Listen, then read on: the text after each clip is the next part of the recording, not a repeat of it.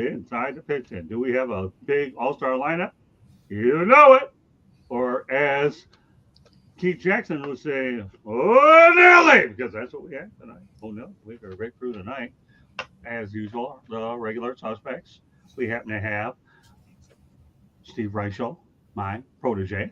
Welcome back. Candy Evelyn, the glue that keeps it all together. Okay. Behind the scenes, in front of the scenes, everywhere. Candy Evelyn. And Ben Troop in the hat and my brother from another mother.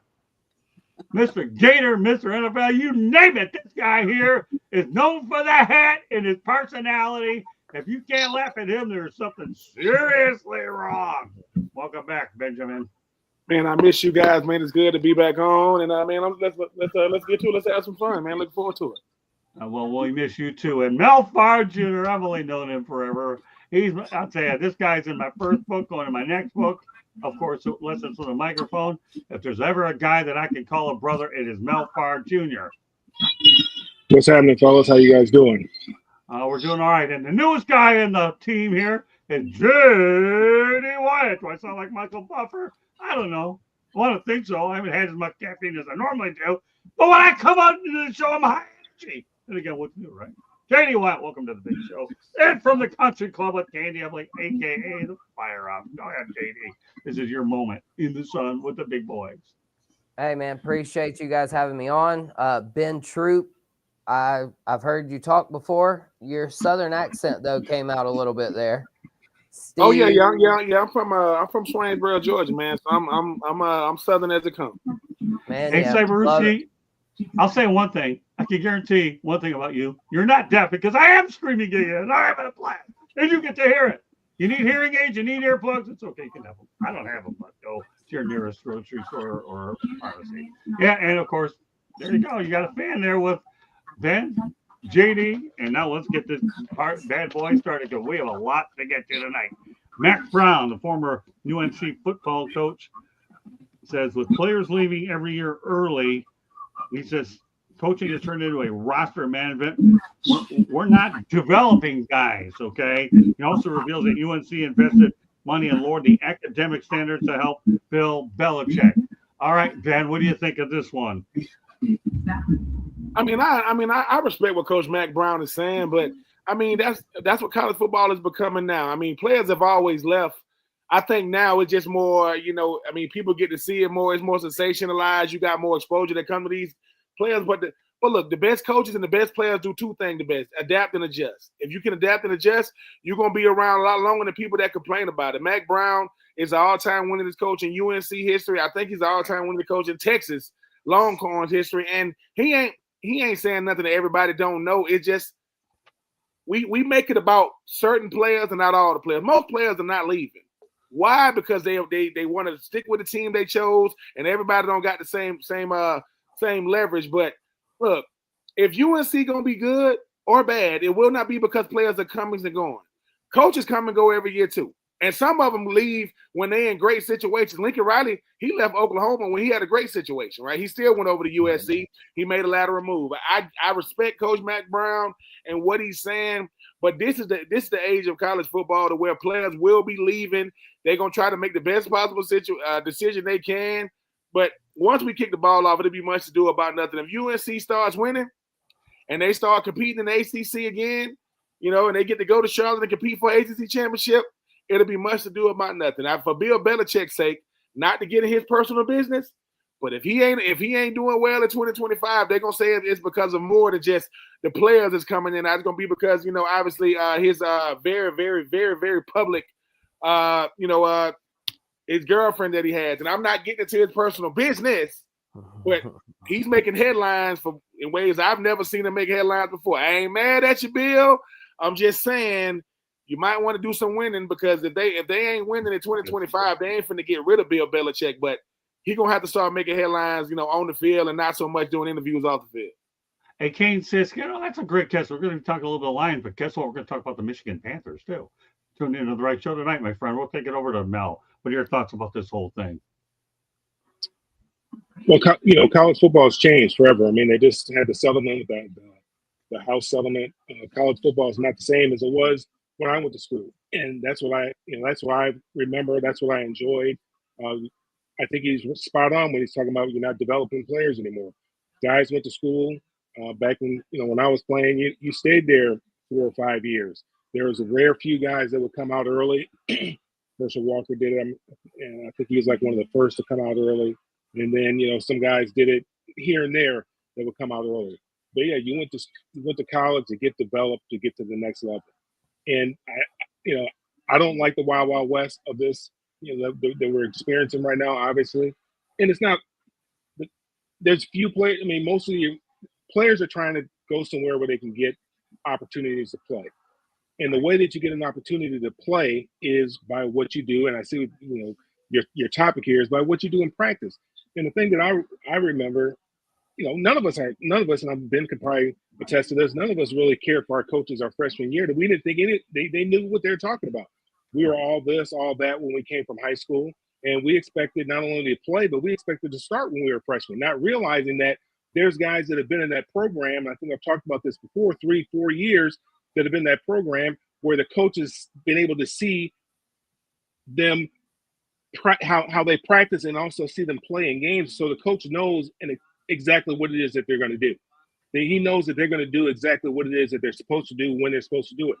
A young guy who may be more talented than the guy who's out there starting, but the coach doesn't have an idea, doesn't really have that trust with that player that he's going to go out there and do what he's supposed to do when he's supposed to do it. So it takes time to develop that trust. The further and further I got away from college, the more and more I realized that, the more and more I appreciate my coach, a lot more than I did then, because I just didn't understand that. And, you get out there in real life and you start to understand it, have kids and so forth and so on. It's the same type of principle. So I understand what Mack Brown is saying. But college has really turned into the pro game, and I think it's all because of the networks. Right. Networks are trying to, turn it into a pro game where they eventually just have two leagues. They're going to have a West division and an East division, and it's all they want to be able to do is profit off of it monetarily, because college football is a huge business. We know how NFL is now it's America's favorite sport, and I think college football doesn't feel far behind. So it's all about money. So, Steve, what I need you to do is, in case people are hearing this for the first time, my designated right-hand man and my protege, just so you know, is Steven Reichel. I don't know if anybody knew this, but he is my right-hand man, and he takes care of a lot of things. So, Steve, before we go any further here, I need you to address a couple things right now, and that's one of them. And then go to the two above by Joshua Dorr as well. I think these are things that they need to know, that there's a new sheriff in town when this sheriff is not here. So go ahead, Candy, and I'm going to put them up myself so Steve can just simply respond. Steve, this is only you. The one above it will be you as well. You can address it out listen, here. I love it, Josh. Yeah, I love Stanley Cup football, Stanley Cup playoffs. But this football time. We will address the nonsense that went down on the inside the rink last night. Tune in tomorrow morning. Me and Ben will touch on it real quick. But right now, this is we're on the gridiron talking football, and we'll get to it, Josh. Don't worry about it, my friend. There you go. And another one that we like. How about the Panthers game last night? Well, you know where his eyes were at. So again, like I tell you, you're going to get to know these guys. So we got to make sure, for better or for worse, until Steve takes us apart, we like I have. Excited. It's the nitty gritty time for hockey and basketball. We're getting down to the last two teams. I get it. All right. So with that said, we'll continue the program. But Steve, we've talked about the drill, Bill Belichick at UNC. Joshua, I hope you have some clarification who the new sheriff is in town. And this guy has less patience than I do when it comes to this extracurricular activity in the chat room, because he's learned from me, and he's a lot more younger and a lot more flamboyant. So here's Steven. And now you can talk about Belichick. Listen, as Ben was already talking, there's a whole lot of eyes on Bill Belichick right now. I get it. Everyone's worried about players going here, players going there. A lot of eyes on Bills, and not for the reason he likes.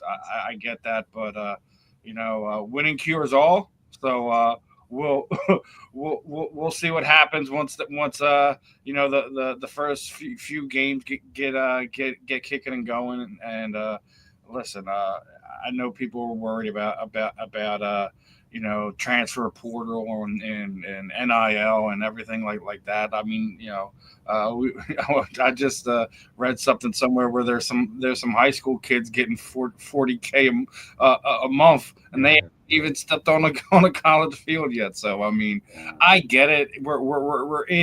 We're in new times. We're in uncharted territory. People, the coaches don't know how to react. Hell,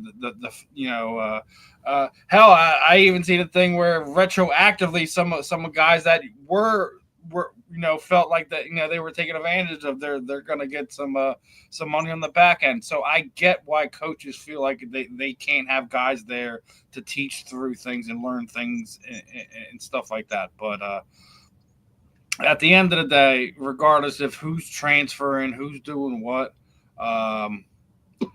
at the end, the only thing that should matter is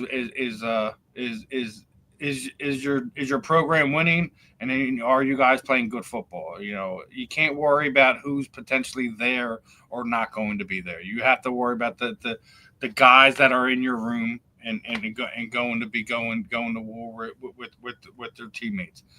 People who are counting dollars, counting pennies, whatever, to see what the most they can get. You know what you're going to get out of those guys. Just worry about what you can control. At the end of the day, it'll all work itself out. So that's just where I am on it. I think Bill will be fine once everything gets done. I don't think he's one of those guys that is going to be in a failing situation. Obviously, he has to go about getting guys in there, recruiting in a different way. Obviously, he was used to the NFL for the longest time, so it is what it is. All right, Candy. So I know this is a football show, but when you think of NIL and what college football has become, I'm going to reference basketball. We've all thought of college basketball as the one and done. Let's face it, how many times has Coach K had one team, the guys went into the NBA in the draft, and he had to come up with a whole new team, whole new players? College football is going to be kind of the same. You're going to have people moving and going from one school to another to see where they can play. It's a testament to how good a coach you are to get your players to recruit the best players, and then to get your players to gel together and play. Will Bill Belichick do it? Some coaches have made it in both NFL and college, and some haven't. So I guess it remains to be seen. But I think he's surrounded himself with enough other coaches and talent that I think he'll be fine. JD Wyatt. Well, if I may, I got to respond to everybody here, and I'll do it very quickly. So Ben, you were talking about, Ben. Well, I know Mel mentioned the development of players and things like that. As far as what Mack Brown said, the initial conversation where that all started. Tom Brady said it. These players aren't getting developed. You have to find a perfect balance somewhere in there where Candy said they're using the portal too much versus you still got to recruit from the high school ranks, because a blank slate sometimes is better than a slate that's already been written on. I mean, I'm sure Ben or Mel or anybody else could attest to that. Getting a player that's more raw and being able to teach him habits is a lot easier than to correct bad habits. And so there's got to be a balance, though, to where it's players from the portal that need that opportunity going forward, plus the ones you're getting from high school, where you can build what I like to call my dirty C words on Southern Fried Sports: chemistry, culture, camaraderie. You got to have good competition. You still got to have all of those things to build a roster. So when you see guys like Mack Brown, to tie this all in a neat little bow and throw it right back to you here, Scott, they can always come back to the game, but you got to have a 4-year plan, and you got to give these coaches 4 years. We talked about it on my show last night, firing people too quickly. The one dude I had on was a former swimming coach, and a swimming coach, y'all. and people were yelling for him to get fired. Right. So you got to give these guys time, but it's so much harder now when you're going back and paying athletes $2.8 or $2.1 billion that aren't even playing football anymore. I can't even imagine what these players are going to get going forward. Who is going to control them? Who is going to control this is my question to everybody. And Scott, that's pretty much for me tying it in a bow for everybody. Well, there. JD, if anybody hit a bullseye in the show, everybody else has in their own way. You nailed it in a lot of ways. I'm going to put a bow on the topic by this. This time, Bill Belichick is following a legend in Mack Brown. He really, really is. There's a guy that has a proven winning record, not only at North Carolina, but he also won a national title at Texas. Let's not forget that either. Okay. Mhm. So his track record is incredible. Number two, okay, he's right. We haven't even talked about academic standards here. If the University of North Carolina is lowering them so Belichick can win, then he has a bit of an advantage there that probably other coaches. Why do you think Notre Dame can't get a lot of the better athletes in some of these other schools? Because the academic standards are so high, you can only be limited to specific athletes. That could be another topic for another time. But I don't want to lose sight of what Brown is saying. If they're lowering their academic standards at the University of North Carolina to get better players, what do you think would have happened if Mack Brown had the same level playing field and they had done it for him? Think about it. I'm leaving it on that note, okay? Because I want everybody to understand that everyone made a good point.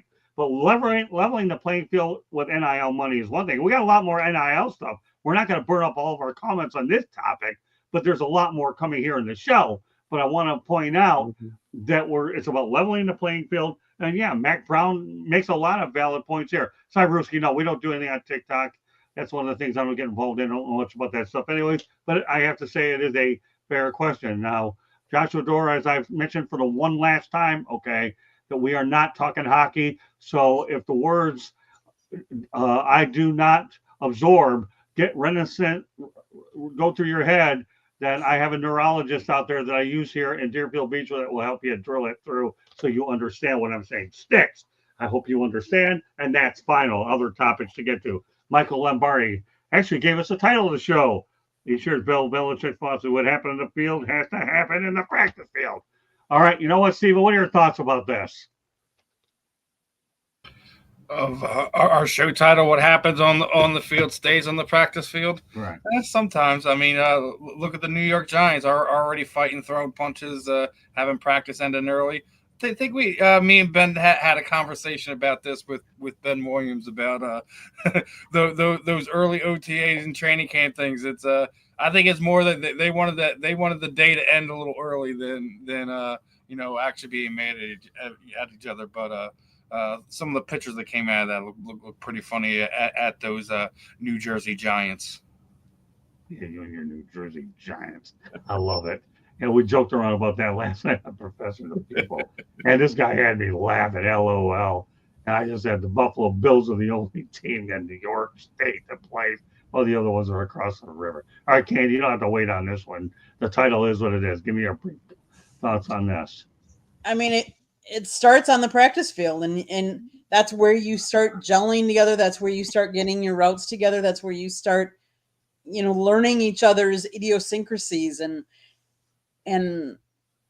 if you don't, and you hear of all these different players that are amidst contract disputes and aren't at the mini camps, they're doing a disservice. And I get it. Like, if you have a contract dispute, but for anybody else that's not out there doing these OTAs and mini camps, they're doing a disservice. Like, you need to be out there. You need to be gelling with everybody. We've seen how many times, and we've talked about this numerous times, how all these quarterbacks that don't play in the preseason, and then all of a sudden you throw them out in the regular season and you expect instant results. They don't have them. They're not getting them, especially all these rookies. You got to get rookies in there so they can see the pace of the game and see the speed of the game. So it starts on the practice field, and that's where you got to be. Ben? Yeah, I agree. I mean, the thing about it is, I think Herm Edwards said it the best. He said, "Look, man, they pay you to practice.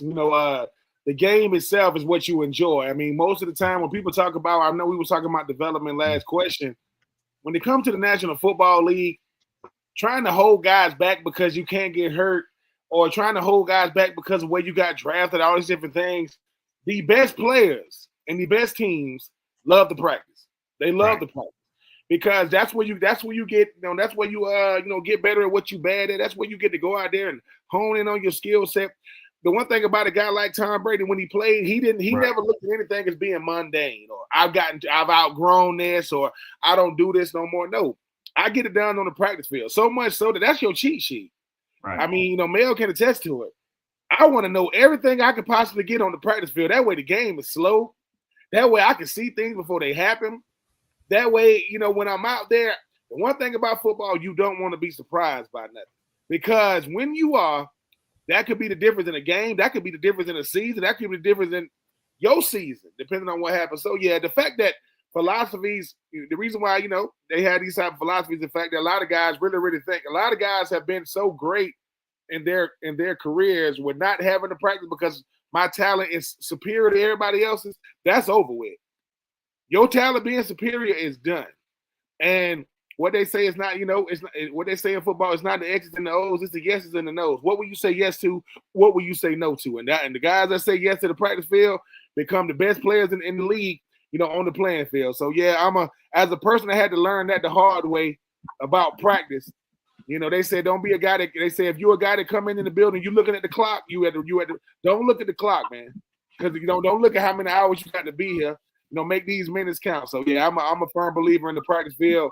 You can tell what happened in practice by what happened on the game field. A lot of these guys don't know what the hell they're doing.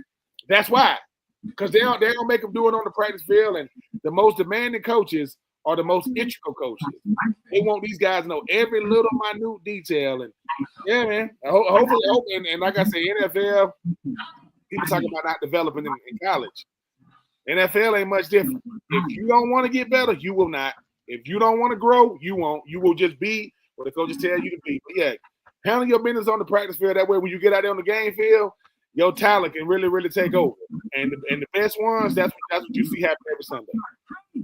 Well, everything comes down to coachability, and I'll get to that in a little bit here, because I think there's some things I have to apply toward the media that I'm going to address that applies to this topic. But I'm going to turn it over to you, Mel, then JD, and then I have a few thoughts I want to get out about the subject, not only in the field, but as well as in our industry. So go ahead, Mel. I mean, I think Coach Prime probably summed it up the best. He said, practice like you're going to play. So when you play, it's like practice. So if you're going out there and you're full speed in practice, when you get out there in the game, like Ben talked about, everything is slow. You can see everything. You can see everything develop. And obviously it worked well for him because you looked at, he was a hired gun. And then of course, obviously he had a Hall of Fame career. But in college, this. If you don't do it in practice, how does the coach expect you to do it in the game? Or how does the coach know you're going to do it in the game? So the first place you got to do whatever it is that you're supposed to be doing is you got to do it in practice. And when you practice, you take care of one another. You don't hurt one another. I was always a guy who was on the bottom half of the roster. So I can tell you, back when we played the preseason, the first week, the vets wouldn't play that much. They might play, the first quarter. Then the second game would be they played 2 quarters. Third game, they're playing 3 quarters. The fourth game, it was like a dress rehearsal. They're playing the entire game, maybe all the way into the fourth quarter, because it also helps you with your conditioning as well, because you got to get ready to play the season, because first game of the season, you're playing 4 quarters. So your conditioning level has to be there, because there's no wind sprints or anything like that. After practice, you're getting in shape as you practice to play football. So, a lot of people get hurt generally because a lot of these guys get injured, their ACLs, things of that nature. They're or hamstrings. You don't really see guys with broken bones or anything like that. You take care of one another in the preseason. People understand that. You don't do anything reckless out there. When you get hurt is when you're not going full speed. That's when when you're more susceptible to getting hurt, is when you're not going full speed. So you want to make sure you're going full speed, and then you're taking care of one another. Excellent point. Sorry, JD Wyatt. All excellent points. And again, Steve, from what you said, where, it may have been like competition on the practice field. Bryce Young and J.C. Horn He says that Bryce Young's talking a lot of smack this preseason. They had a little riff at Panthers Talk. I love it. I don't know about you guys, but some of the best relationships I've ever gained were ones where maybe me and the dude wanted to fight one another, back in my younger day. You know what I mean? I'm talking like 20 years back in high school, though. A lot of those guys that you beefed with, that you competed with, it was all about a mutual respect, and you got it over with. And then a lot of times the team was better for it. I mean, think about Remember the Titans. Y'all remember that movie? Gary Bertier and what's his name? Oh, what was the other guy's name in Remember the Titans? Y'all tell me. Campbell. Yeah, Julius. Yeah. Oh, yeah, Julius. Yeah. So you got to have that competition. You got to iron sharpens iron, and practice. You got it, just like y'all said with Herm Edwards. You got to practice like you're going to play, okay? And I could tell, listen, I wasn't ever much of a baseball player, but I could tell by the way I practiced, and you could tell by my stats compared to the rest of my team. There were some dudes on my team that should have been way better than me, but they weren't because they didn't take practice seriously. Right. Take it seriously. Take life seriously. Take chances to get better seriously. And that's about all I can wrap it up there with, man. It's awesome to be here with y'all. I'm just having a good time. Oh, what's good? Well, you know what? Everybody did a great job with the practice field. They really did. But see, I'm the 45-year broadcaster.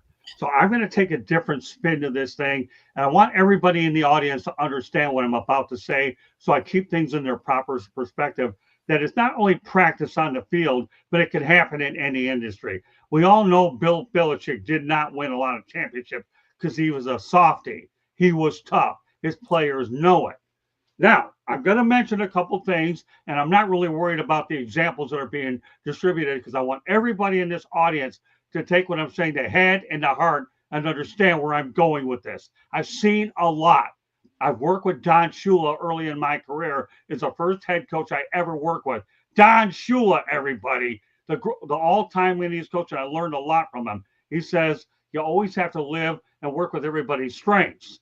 And when I see everybody in this room right here, whether it's J.D. Wyatt, whether it's Mel Farr, Ben Troop, Steve Reichel, and Candy Ebling, I look at every individual on this network. These are only the 5 in front of me. I'm not talking about the other ones that also participate with what we do. My goal is to put together a situation, okay, where everybody can be in a situation to succeed. Now, with that said, I'll tell you one thing. In this industry, I can be the Bobby Knight, okay, of this industry. I am tough, okay, and I have no problem doing it because I learned in old school media.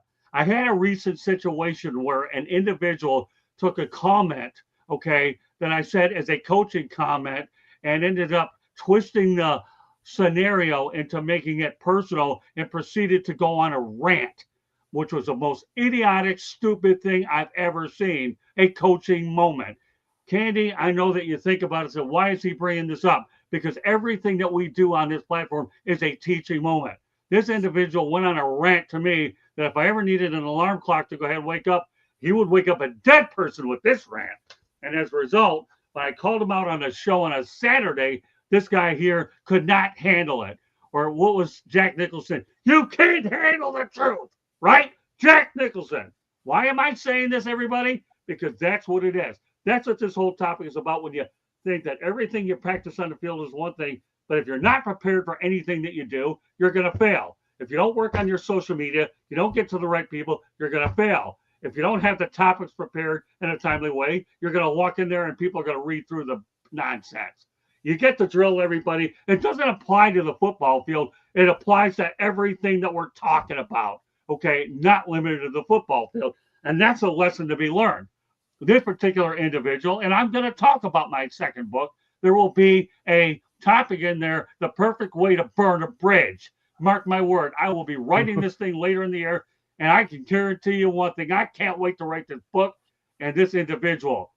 It's not that I'm trying to call out a specific individual on the show who I know will blame his disability for all of his problems. I don't care about that. The bottom line is you're alive and you're not dead. All you have to do is put in the work ethic to do what you have to do. Right, JD Wyatt? Why did I invite you on this show tonight? Because you paid your dues, right? Yep. Yeah. Hey, that's why I'm here. Right. You Doing paid what your you got to dues. do. And you paid your dues. And Mel Farr is a guy I've trusted a long time, okay? And he's a guy that I can always trust. Ben Troop is, to me, one of the best additions I've had all year. And there's a lot of other ones. Steven Reichel is a perfect pupil to me to be able to pass on and me be a mentor because he takes everything I have. And when he's ready to write, he told me yesterday, hey, I'll write when I got something on my mind. That's good enough for me, Steven. Hey, if you got something on your mind, that sets off the writing juices. And Candy, I'll tell you one thing. She's the greatest individual on the planet. My mom, when she died, loved her, just like you, the Rolls Royce, Ben. So why would I call out a specific individual on the show? Because this is a perfect topic that we've already titled. What happens on the field has to happen in practice. If these shows are done and they're prepared right, the finished product is going to be fantastic, right? And we have a lot more show to get to. And that's what I try to make sure that we strive on every single show that we work on. And that's the biggest thing. So whether that individual is listening or not, the way I look at it is instead of burning a bridge, you should endorse the people that are helping out and taking the interest. Does everybody disagree, or you think I'm out of line with some of the comments that I'm mentioning, knowing that this is just a lesson of life? If I'm out of line, let me know.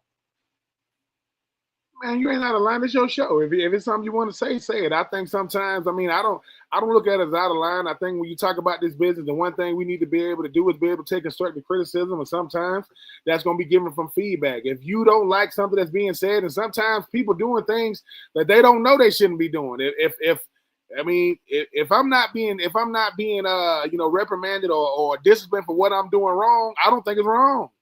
So yep.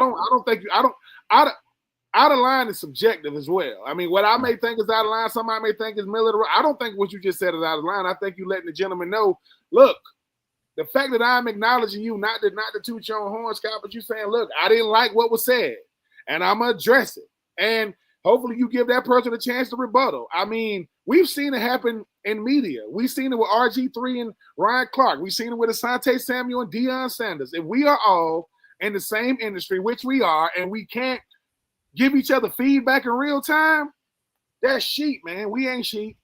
So I don't mind it. I rather you tell me how you feel about me on your live show than to DM me. I'd rather say, hey man, he aired me out. I like it. I'll take it any day of the week. Well, let me tell you this, and I'm going to go on other topics. Some of them won't take as long, but certain ones, I knew these first two were going to take a little more time. Number one, if you make a decision after you can't be coached, take a personal comment. Okay, a business comment turn it personal for the sake of getting clicks. That's the one thing you don't do, because off the record is one of those things that you do that you end up getting condemned and blackballed for anyways, number one. Number two, you don't make your decision to quit on social media without dealing with the other individuals, because that's an easy ticket out the door. Because now what I've done is I've rebranded the show to now Thursday night, so it's going to be way better on Saturday morning. So, one of those things that you do is in football and anything, you've got to go out there and make adjustments. And you can't, the game plan, it's called audibles, people. You have to make audibles in order to make a play work. And that's what we've done here. And that's the point I'm trying to bring out. I won't go any further with it. Other topics get to, station break come in there. So here we go. So snitch or not, Kurt Cignetti is calling out schools cutting massive checks named Notre Dame, Miami, and Texas Tech alongside the usual suspects, some teams. And, of course, rolling out $40 million. The only one I can think of is Ohio State. All they did was win a national championship. All right, Steve, what are your thoughts about Kurt Cignetti? You think that he's a snitch?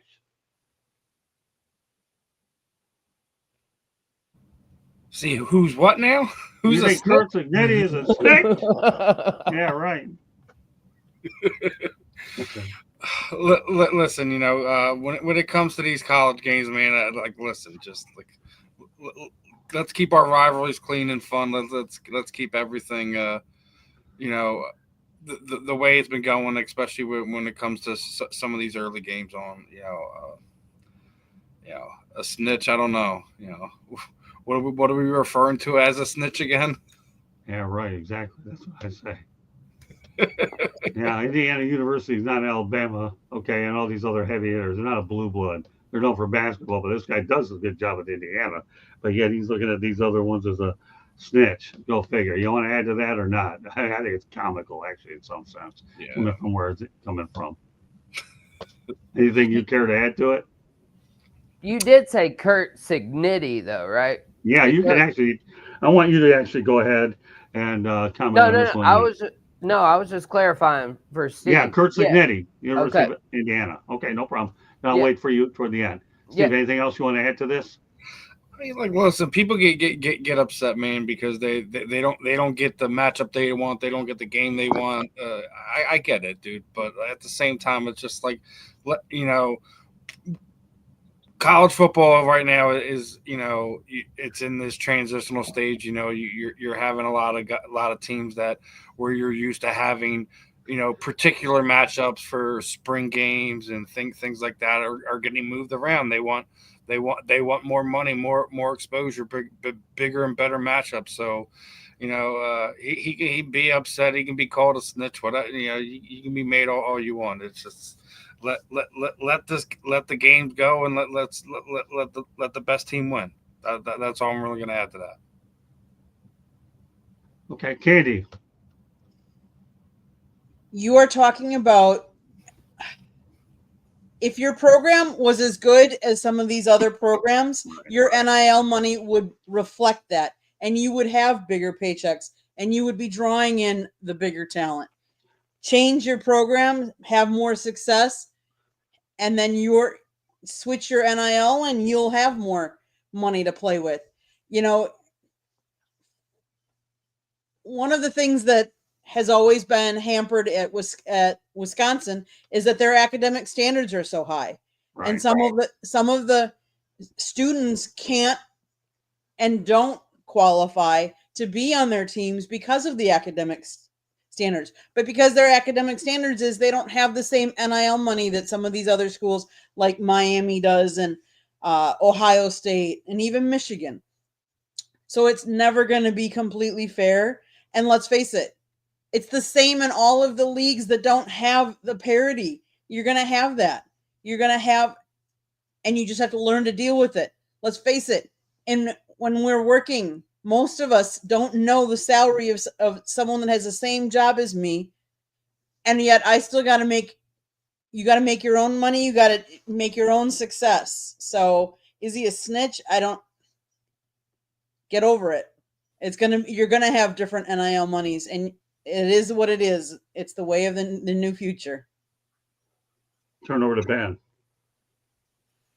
So what I mean, let me get this straight. He's being called a snitch because he's telling that people are spending more money on NIL than he can. Is that what this is about?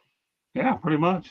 Man, this is the way, sir. This is the way of the world. I mean, when I saw this, I said, "Wait a minute, wait a second." A lot of you know, these schools, when it comes to these collectives or boosters, it's tied to winning.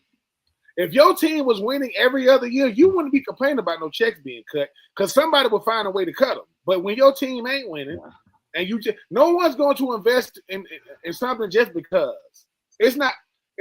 We don't do that. We don't do that. Every time we walk into a supermarket, we see the little girls with the Girl Scout cookies. We gonna get some. We don't get as many as they want us to get. I said, sweetie, my freezer is already full. I got a whole bunch of them in there right now. I'll buy a couple of them. So yeah, when I saw this from last year, last year, exactly. So when I saw this, I said, look, nothing screams loser mentality more than looking for somebody else to spend their money on your team. You spend it. Well, no. I don't want to spend. I want somebody else to be cutting these checks. And cutting checks does not mean winning. It doesn't guarantee wins, right? There's a team in New York, in the Bronx, that spends the most money in baseball. When's the last time they won a World Series? It's been a while, ain't it? It's been a long time. I'm just saying. I hope there ain't no Yankees fans on here. Spending a bunch of money doesn't mean you're gonna have success. But the illusion of it is, that's what it is. I mean, give us some money, we'll play better. It doesn't work like that. Sorry, it just doesn't work like that. Miami, they spend a bunch of money, right? They just gave a quarterback $4 billion, right? They better Carson hope. Beck. Listen, return on investment is not something that is guaranteed. And if your financial advisor told you that, they're lying to you. They're just trying to get you to invest your money to the stock market.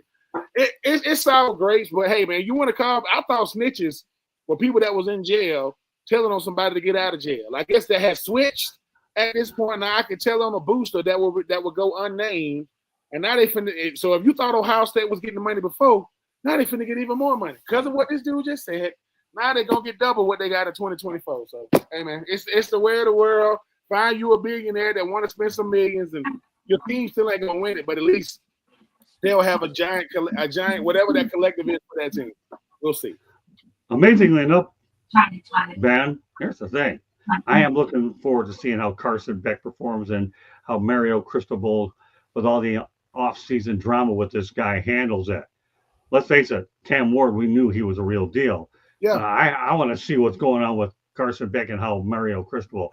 That'll be the biggest intrigue I have. When Mario Cristobal want to be a legend, a Miami legend, win the ACC, Mario. Win the ACC, and you will go down in Miami history. That's all I want. I want to see you go to Charlotte and win that thing. That's all. No, I agree. And I'll tell you what, I'm going to add a couple things, turn over to Mel, then JD Wyatt's going to have the last word on this. Here's the thing. How many people have heard of Curt Cignetti before last year with Indiana? Raise your hand. Well, yeah, right. Only one. Exactly. Thanks, Mel. I figured that. So the guy wins 1 year at the University of Indiana. When Curt Cignetti can win 2-3 years consistently at him, then I'll be sold on this guy. In the meantime, he only won once. And when he went there, he got waxed. So as far as I'm concerned, Curt, I get where you're coming from. Indiana's not a top-tier Big Ten school. You did all right with it. You got to the college football playoff. You went further with that program than most people normally would. But sorry, Curt, I'm not drinking your Kool-Aid yet. Yes, there's the haves and the have-nots, but you got into college football playoff, and we know it's a matter of time before they add another 4 teams, and we'll get to that night. A lot more to cover. All right, that's all I have to say. Mel, JD Wyatt, we're going to continue on. Mel, go ahead and take it from there. Well, I'm going to tell you like Curt said. He said Google him. The guy's won everywhere he's been. I mean, you Google him, for real. I mean, the guy is a winner. So Indiana is a program that's never done anything in football. Nothing. I was out to dinner a couple of weeks ago, and we're talking about a visit. I visited Indiana. Had no intentions of going to Indiana. Mark Messner was with me. He took a visit to Indiana. I said, I know you weren't thinking about going to Indiana. He said, no, I just went out there. I thought it'd be cool. So I mean, people were going to visit, but nobody was going to Indiana. But he's not saying anything that people don't know, so he can't be snitching. Everybody already knows what he's saying. It's common knowledge that those schools are paying big money and which schools are paying big money. So he's not saying anything that people don't already know. Now, this thing that, about academic standards, I kind of take offense to that in a way that, some schools it's about program building. And there's a certain way that you have to recruit. When you have higher academic standings than other schools, there's a certain way that you have to recruit. There's certain schools that that you need to go recruit. And there's still athletes there. Now, saying that players or academic standards are too high is saying that players are, for the vast majority of players are not smart. That's not true. You only need a couple guys on your team to have some rap sheets. That's what we used to always say when we were at UCLA. We just need a couple guys with some rap sheets. And we had a couple guys that were just, borderline, needed a little help getting in, needed a little extra tutoring and stuff like that. You don't need a whole team of problems. You just need a couple of them. You don't need a whole bunch of them because they'll rub off on some of the others and they'll turn those little puppies into dogs. So it's not about the academic standards. It's about your team construction, getting the right type of players in your program, developing those players so that they can go out there and become the best players that they can possibly be. Okay, not everybody's going to be blessed to get all 5 stars. You're not going to be able to have a roster full of 5 stars. And just because you do have a roster full of 4 and 5 stars doesn't mean that those players are going to go out there and win. Because, again, it's about roster construction. You're going to need some guys that are going to need to develop a little bit. Guy might be 6'6", but he's only about 270 pounds, 280 pounds. You redshirt him, get him in the weight room. All of a sudden his, redshirt junior year, he's 320, 330 pounds, and he's everything that you envision him being for your program. But, Curt is not saying anything that people don't know. Now with this, I don't know how this salary cap thing is going to work. I know everybody Right. can't spend 20 million, 20.5 million. So I'll be interested to see how all this is going to shake out. Plus with the NIL and this new commission that's supposed to be there to govern all this stuff. It's going to be interesting to see how all this shakes out. Great points. Great takes all the way around, Mel. JD Wyatt, as I mentioned before, you have the final word on it. And I have a couple updates for new items that are follow-up that we'll get through very quickly. Go ahead, JD. All right. So, I basically, again, will respond. Hey, Ben, if I may, can I please defend the little guys? I know you mentioned the Yankees, and they pay for a roster. They haven't won since 2009. 100% accurate there, but look what just happened in the NCAA last year. Ohio State, highest paid roster. They did, in fact, end up winning it all. And so it's a small sample size in college, though. But you mentioned nobody wants to pay for a loser. Nobody wants to pay for a little guy. And that is exactly how all of these big programs, the biggest ones, the ones that can generate the most revenue, that's why they've had this gigantic investment into them. And then you see a team like Murray State, though, in the College World Series. The head coach cuts the grass of their baseball field, y'all. The head coach of this team cuts the grass. His team covers it with a tarp after they practice. I'm sure they handle all of their groundskeep. Their stadium holds 800 people, but they made it to the College World Series. So I would just like to defend the little guy. If I'm going to put money into something, it's basically at this point, amateurism is dead. Go ahead and just start investing in these players, investing in these teams. The only problem I have with it is the best 5-star recruit or all of these high school rankings now are basically going to determine how much these kids get paid. And like you guys said, there's no guarantee. You can get a bunch of 5 stars, just like Nick Saban did at Alabama, and doesn't guarantee he's going to win. But that is what these kids are going to be paid with now from this NCAA house settlement. That is what these kids are going to be paid with now through NIL. It's not about your play on the field. It's about the following, the hype, not necessarily about what you end up doing on the field. And so with all of that said, though, I just wanted to respond to what all of you guys have said. Again, I've just been sitting back here listening, and I think it's fantastic. Shout out to all the people listening in this stream. And Scott, back to you on that. Thank you very much, JD White. Well, let me tell you this. You guys all make an interesting point. I'll just leave one thing out there.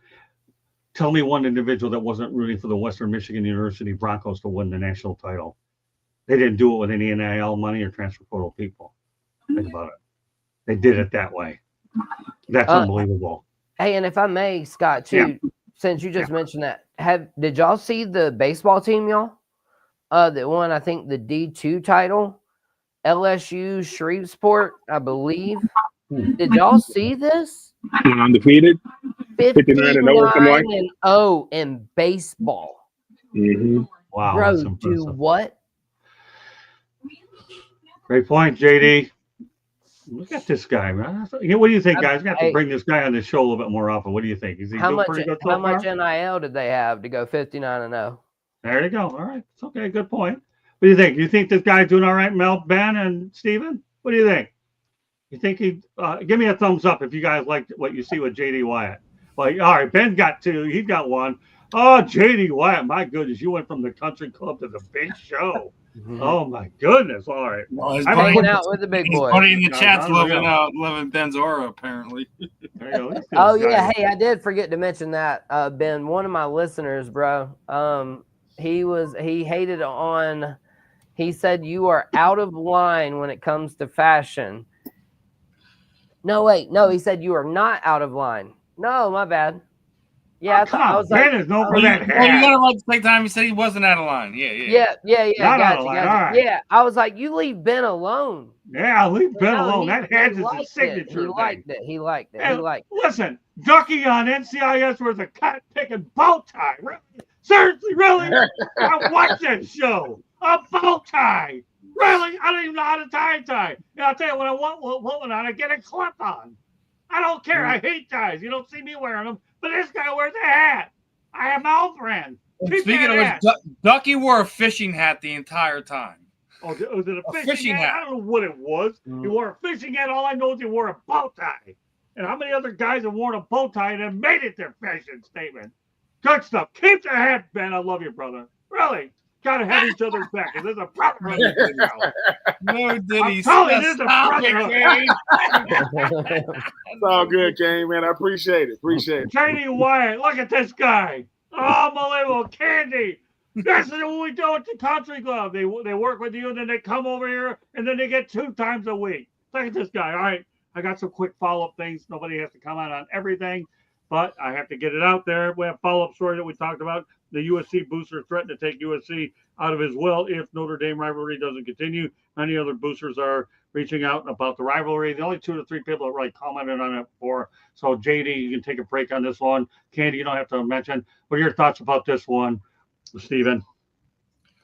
As I was saying, man, like some of these rivalries in college football is sacred, man. And boosters, fans, whatever, they take this a lot more seriously than they take, their jobs, their family, things of that nature. So you I mean, is it really surprising to sit there and have a Notre Dame fan or USC fan, take something out of their will just because it's something their team's doing? I'm not surprised. That's all I gotta say about that. All right, Mel, and then we'll turn over to Bell. We move on to the next topic. We're going to go to 2 more college topics. Candy goes to station break. Then we shift everything over to the professional level. All right, go ahead, Mel. Yeah, I mean, you know how I feel about this. I mean, I think they should play. I mean, that's something I grew up on, that rivalry. Right. And, I don't care about USC, you know that, but I enjoy watching football, and I think that's one of those games that should be played, and they need to figure out a way to make it work. I understand that USC's schedule is a lot tougher now than when it's ever been. They don't have, the Cals. They don't have, every now and then Stanford, they've been down a little bit. Washington State's been pretty tough. They haven't been an easy out. Washington's definitely never been an easy out. So, I mean, you don't really have those games, and they're now every week, whether you're going to Wisconsin or you're going to Happy Valley or you're going to Columbus. I mean, it's tough. So you don't have that down week, but I think they need to figure out a way to continue that rivalry because it's something that I think that the fans deserve and they look forward to it. I think college football traditionalists deserve to have that football game. Ben, you have a final word, then we're going to continue 2 more college topics. I mean, when I think about somebody putting something in their will, the last thing I'm thinking about is, a college rivalry. But I mean, some people just got so much money. They say, look, man, I don't even know what to do with this, so I'm gonna put USC in. I'm gonna keep it in my will as long as Notre Dame stay against it. But yeah, I agree. With Mel. Some of these rivalries though, they shouldn't be allowed to stop. They shouldn't. Like, no, you got to. Some of them are just great for the college fabric of football. College football fabric. So I do agree. Sometimes we get so caught up in everything but football, we forget that some of these rivalries are what make college football. And every time I think USC Notre Dame, I think about the very first tush push I ever seen would be A1. Reggie Bush pushing Matt Leinart in the end zone to win that game. That's the first tush push. Matt Leinart, I don't even know how Matt Leinart got faced away. He's looking right at Reggie. Reggie like, what you do? He just pushed him in the end zone. So I think that, I mean, I don't foresee – I mean, I went to the University of Florida, and I can't stand Georgia. I'm not putting them in my wheel, though. That's a bit much. That's deep. That's deep love for a rivalry. But hey, man, I do hope they keep it going because some rivalries make us become fans of those games, not those teams, but those games. I'm not an Ohio State, Michigan guy, but I understand about the game. I'm not an Auburn or Alabama guy, but I understand about the Iron Bowl. But the greatest rivalry in college football, people, would be Navy Army. That Army Navy, that's the greatest one. You don't got to like it. It is the greatest one. Let me just. I know you told me I couldn't talk. I'm sorry. I just had to respond though. Sure, go ahead. That's okay. Real quick. No problem. Dude, that one play you just referenced has been my whole basis for banning the tush push this entire time. That is literally all I wanted to say. You remember your first tush push? So do I. And Kane said he loves the tush push. No diddy. All I had to say real quick. That's funny. That's okay. You know what, JD? Anytime you want to implement something, you have something good. I have zero problem with it. You're good. Oh yeah, All right, no, so yeah. Like I said, I bring up the play all the time with Matt Leinart and Reggie Bush, Ben. Like it's just crazy how you said that was the first tush push you remember. And I've never worded it that way, but literally I could. I mean, we might be brothers from another mother. Who knows? this is Candy Works on Thursday night, by the way. Gentleman is one of the best names I've ever seen. I mean, you call yourself Southern Fried Gentleman. My motto is sweet tea and shade trees for life. So we definitely country boys for real. Bro, hey, give me sweet tea, give me country fried steak, give me fried chicken. Listen, I'll be honest though, I don't mess with the raccoon like Xavier Legette, though. I ain't that southern, bro. He next level southern. I ain't that far southern. Hey, Candy, can I ask you a quick question? Of course. Are you proud of JD Wyatt or what? Is he good? Of course. He's one of the That's first why ones he's a you've regular on my show. He's one of the worst ones you've actually mentored in our system. Unbelievable. This guy's not good. All right, I'm only going to say one thing about the topic. No, if a booster is willing to put his money where his mouth is to keep the rivalry going, more power to him. Because after all, we know boosters are the reason why programs stay alive. You need the money. And if he says, I want Notre Dame USC, then you know what? And he says, you better do it or I'm not paying any money. They'll do it. And I'm leaving it at that. Again, put your money where your mouth is. I'm totally okay with it. End of topic. Onward we go. We're going to Akron, Ohio. And their season is over before it started because they are now bowl ineligible. Programs must have a 930 academic progress rate, and they are at 914. They haven't had a winning season since 2015. LeBron James, you better help your hometown team. It's going to take a whole lot more because they're not going to a bowl game. The crux of the whole matter is the academic progress rate is really what it's about being a student athlete. So, Stephen, give me your thoughts about what that Akron season is over before it began. And this is something you take seriously. Forget the NIL and transfer portal. You got to get that academics up in order to even have a chance at any of these other things. Stephen, go ahead. Listen, you're a student before you're an athlete. Right. So, I mean, it's one of the things like, everyone's been talking about Coach Primewell, his culture change. He's had the highest GPA ratings from his athletes since Colorado's ever had. Those are the first things you have to worry about. You have to take care of yourself to get onto the field first. So, I mean, if they're in trouble, man, that comes down from the coaches. He's not putting it on them, and also the players themselves have to hold themselves accountable to have the grades to keep themselves on the field. They can't just expect, just to show up there for football and that's all they're there for. No, you're there for an education first, and that's one of the things that I think is getting lost with today's athlete is just I'm here to play football. I'm here to make money and damn my education. Well, it's something, me and Ben have been talking about with a lot of the guests that we've had over the years, like about, some of these guys, making sure these athletes set themselves up in a way that they have a life after football, that they're not going to be struggling with X, Y, or Z. You have to get your diploma. You have to have your grades. You have to take care of that stuff. It's a drum I'll continue to beat on too. It's unfortunate that this program's having trouble with that, but it's something that sitting down with those guys, correcting them, getting some of the right people around them could also help as well. All right, Candy. I have talked about this for so long. You're not going directly into the NFL. You were going into college. College first. You're a student. That's where you got your scholarship to be in college. Do they have to have academic standards? Yes. Do you need to meet them? Yes. Can you afford, in today's day and age when you have NIL money and all this other thing, can you afford tutors to help you? Yes. Even some schools even provide them. Like whatever you need to, you put how much into studying the game that you're playing, the playbooks and stuff like that. Use some of that to study, get your grades up to a certain level. I'm good. Okay, Ben, take it away. You say me? Yeah, absolutely. I mean, this is an indictment on the head coach. This is an indictment on the academic program as a whole. Right. I mean, because at the end of the day, I mean, I think Steven said, you are a student before you're an athlete. Look, we get it.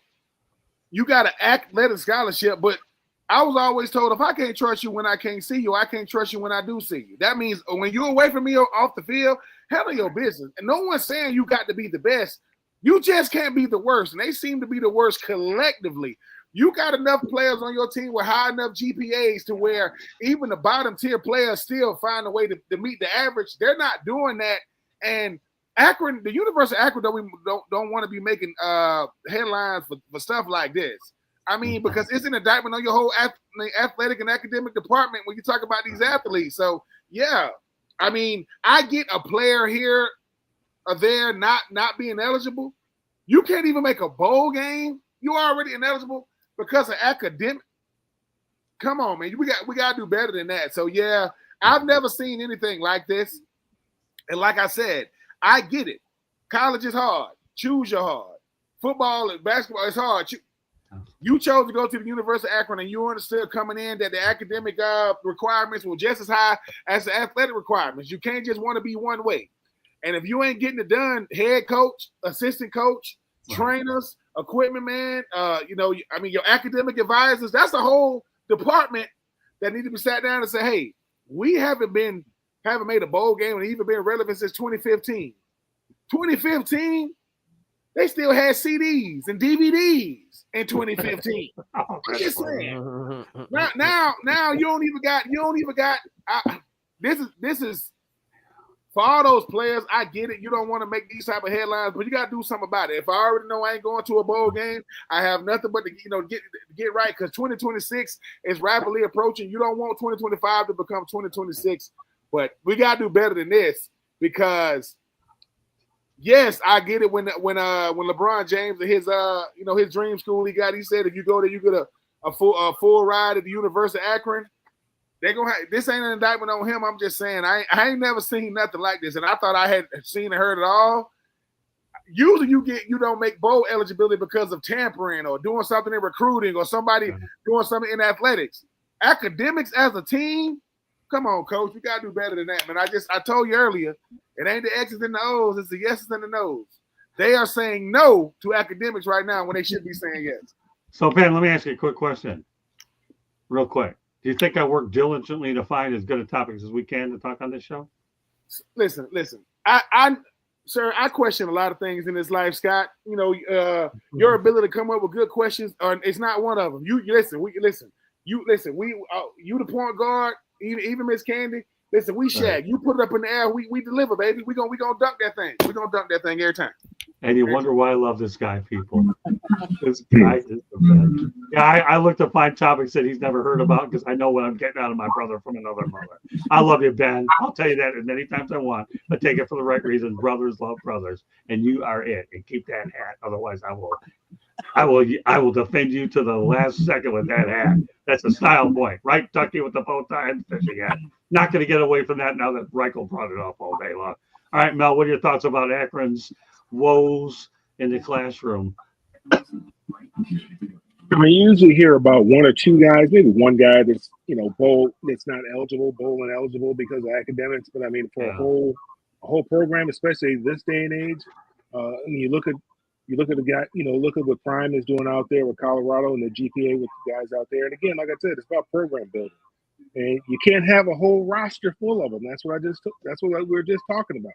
One or two, and then you got to manage them. Yeah. As Candy was saying, I mean, they do provide tutoring for a lot of these schools.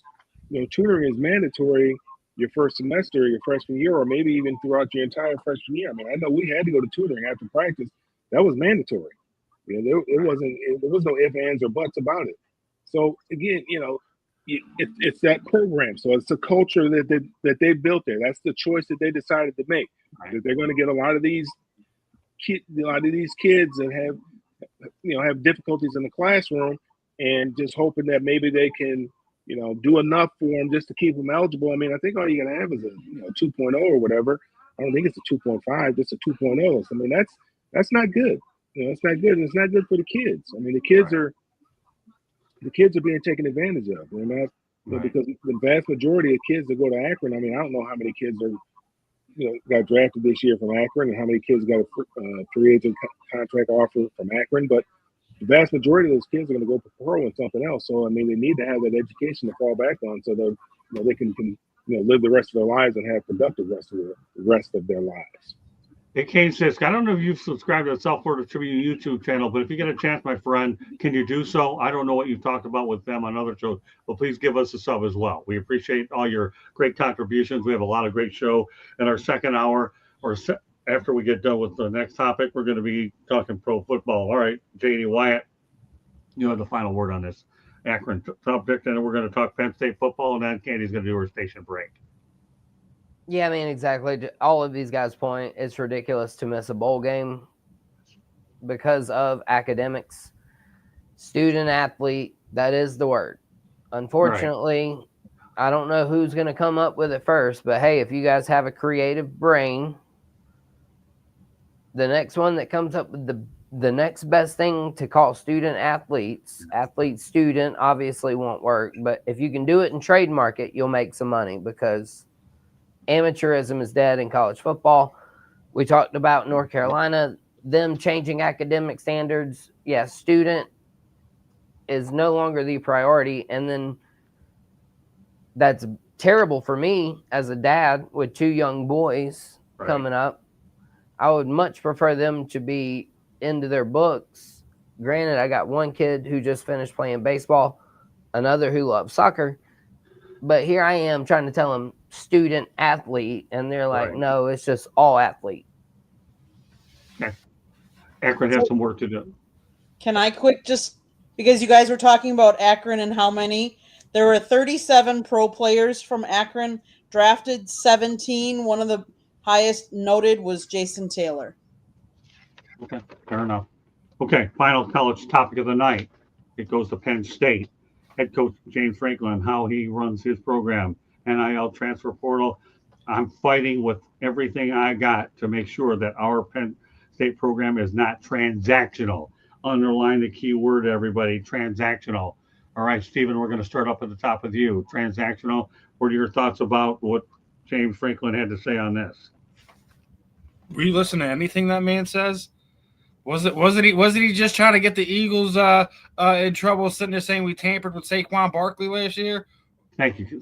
You're worry about your own program. I mean, you're sitting there crying because of transactional this. Again, we're going back to worrying about money. Back to worry about who is there and is in the room. If you're so worried about that, why aren't you being more involved with them? What are you worried about? you worried about a few dollars going to chase these kids off? Then why you bring them in the first place? Right. We having this conversation again? James Franklin needs to stop. He needs to stop. Okay. Hey, Candy. NIL money is not going away. James Franklin, like this is what you signed up for. If you don't like what this has become, then I'm sorry, then you're coaching in the wrong spot. Not necessarily Penn State, but maybe in college completely, because NIL is not going away. Paying players is not going away. This is the new way that we're doing college football these days. If you create a great program, people aren't going to keep leaving you. And then you won't feel like you're doing this transactional business as well. I believe it's what you create, and if you create a good environment that everybody wants to stay, they'll stay. If you don't, they won't. I turn over to Ben. I'm looking right here. You know, when people talk, he says it's not going to be transactional. His starting quarterback Drew Allard, it has an estimated NIL valuation of $3.2 million. Here's the thing. You know, I'm just saying, like, it's not going to be transactional. He can say that publicly. I bet he don't say that privately. He ain't going into these young men's households saying that. This is what happens when you can't beat Ohio State. This is what happens when you can't win a natty. This is what happens. Right. You got to say stuff to bring. Who are you talking to, Coach? For real, you ain't talking to. Yo, I'm looking. Yo, look, 3.2 million. That's his evaluation. I mean, it could be higher than that.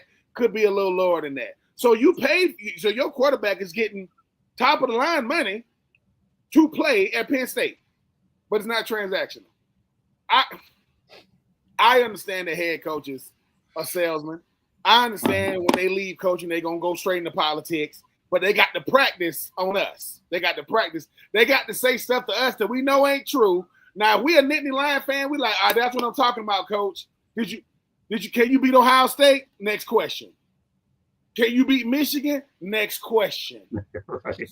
I don't want to talk about things that matter. Let me say things that don't matter. Like, it ain't right. Transactional.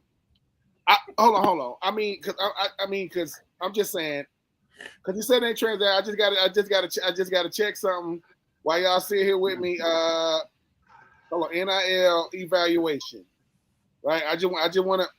Did he have Abdul Carter last year? Right. Estimated.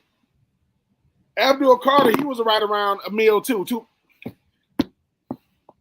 We know good and well, right? You're not getting the best players out of high school if you ain't giving them money. And I get it. They got the new settlement and they got to give them like a certain dollar amount, but that's all players. Why say things that we know? Why say, like, let's just say hypothetically speaking, Brian Schottenheimer said, the head coach of Dallas, that, you know, Dak Prescott was a developmental quarterback, right? Developmental, Miss Candy. He said, just a hypothetical. He really said that. Brian Schottenheimer really said that Dak Prescott going into year 9 is a developmental quarterback. He said that out loud. Coach Franklin. And Mel, you know this. When you can't win, I got to dominate other headlines. I'm not gonna win. I'm not gonna win my conference. I'm gonna make the college football playoff. And the only thing saved Penn State was losing in the semifinal, because the whole world would have saw them lose Ohio. The whole world was gonna see that. Right. So if it's not transactional, I would have said, okay, coach, not transactional. So what is it? So if it's not transactional, what is it? Oh, it's the Penn State way. Whatever the hell that is. I'm just saying, man. This is why I talk trash on these airways for a living. Because when I saw this, you know, Scott, I was like, what does that even mean? Like, right. What? It's not transactional. Hey, like, coach. Yeah, they can hear you. What? Like, this is a press conference. We just talked about this. Don't say nothing ridiculous that we're gonna have to come back. Cause I guarantee you, when he went back and talked to his team, he said, "Calm down, fellas. I'm just talking to the media. I don't got to mean nothing that I say. I'm running for office in 5 years. I'm learning how to do. I'm learning how to say stuff to the media that don't mean anything, and what I really mean, I say it to my wife and kids. Got it. Okay, Nick Saban. I'm just running for office in 5 years. All I'm saying is this, and I mean this humble as I know how. I'm not talking politics, and I mean this humbly. Yeah. If Tommy Tuberville can be a politician, any head coach can be one. Any one of them. So, how about old Ed O down there at LSU? Listen, look at this guy. Oh, get me going there. I'm just saying. It's not transactional. What is it, Coach? I don't know what it is. It's not that. Exactly. That was funny. Yeah, don't get me going on that Orzer. I'll let you do that some other time. I gotta get conscious of pro football here. Okay. So I have great points all the way around. Ben, we'll turn over to Mel, and then we'll give JD Wyatt a chance to talk about this a little. Then I want to go to a station break. Then we have pro football to get to. All right, Mel, go ahead. Well, I think he was talking about the type of coach that he wanted to be. So, whether it's transformational or transactional coach, I think he's talking about the type of coach that he wants to be. and he wants to be a transformational coach. And I can respect that. I can understand that because now, again, it's about program building. You talk about that Abdul Carter. That's somebody that he went and recruited, and he developed that young man.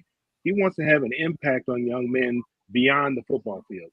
And so we're so caught up in winning and losing. That's what everything is all about, winning and losing, winning the national championship, making it to the playoffs, winning the national championship. But what about the development of these young men?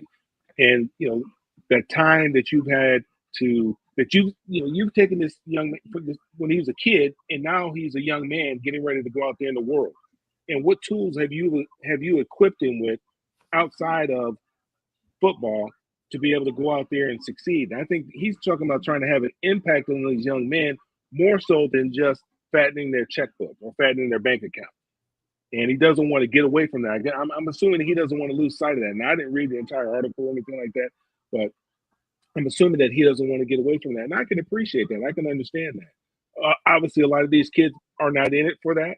They're in it strictly for the Benjamins. They're in it for the money. I can understand that. But I think he's, for his program, he wants to run his program a certain way, and he's going to bring in certain types of players that are going to be willing and receptive to his type of coaching. So I don't really necessarily have a problem with it is that he's saying. I can appreciate him wanting to have an impact on young men because that's why he got into sports to begin with. Yeah, excellent points. We're going to turn it over to J.D. Wyatt, who has the last word. The only thing I'll say about it, I understand where he's coming from, but the reality is I'm going to go back to what Ben said, and that's this. When you can't beat a lot of the big boys like the Michigan and Ohio States on a year-to-year basis, that's where I think that James Franklin lacks the ability to win big-time games. J.D. Wyatt, if you want to comment on this topic before we go to a station break, feel free to do so. I'm going to do the station break first. Why don't you do that? You'll do the station break, and when we come back, J.D. Wyatt can have the final word on it. We're due for one anyways. Go ahead, Candy. Okay. South Florida Tribune Publishing Company published a book, Lessons from the Microphone, Tuning into the Enduring Wisdom of Visionary Leaders. It is written by our host, Scott, the Motor City Madmouth Morganroth. Talks about his 40-plus years in the industry and how it has changed. Talks about old school media versus new school media. It is available on Amazon, Barnes & Noble, Kindle, Google, and Apple Books. There's a link on our website, www.southfloridatribune.com, where there is a plethora of great content. So go check it out. If you like to listen to podcasts, you can find us wherever you get your podcast. If you see the red subscribe button in that lower right-hand corner, it means you haven't subscribed to us yet. Don't know what you're waiting for, but you can do it today. And then share us with all your friends and family. Monday nights, we talk baseball. Tuesday nights, we talk football. Wednesday nights on Sports Exchange, you never know what you're going to get. Thursdays on Sports Wrap, you get hockey. And then on Fire Up, you never know what you're going to get. So tune in to find out. If you want to advertise, you can call Scott, 954-304-4941. If you have show or topic ideas or want to be a guest, you can always email us at southfloridatribune@gmail.com. Okay, Scott, back to you. I think JD had to step away for a minute, so on to the next. All right, what I'm going to do is in the conscious of time with Mel, because I know he has lots of responsibilities to get to, I'm going to mention some of the other ones, move him through the system a little bit quicker. And he's been kind enough to give us his time tonight, and I want to appreciate that. And when J.D. Wyatt comes back, we'll catch him up to speed. No big deal. Thanks for giving me that information, Mel. And we'll continue. Everybody, while I'm going through these topics, keep your answers in mind, and then you'll be able to go through them. Thank you very much, Mel, for notifying me that. All right, so what we're going to do is this. We're available daily. Pete Carroll said that Tom Brady is available every day for a consultation. A great brain trust in Las Vegas front office. What do you think of that, Mel? About Pete Carroll's comment about Tom Brady? Yeah, the fact that they're able to go ahead and comment that they're open door policy between both of them. I mean, I guess that's somewhat interesting, given his role with the media. That's a little interesting. I didn't know that he had that much, was involved that much Right. in the day-to-day operations and different things with the football team, because that is problematic for his job, the one that his, paying him $250 million, whatever it is that he got Right.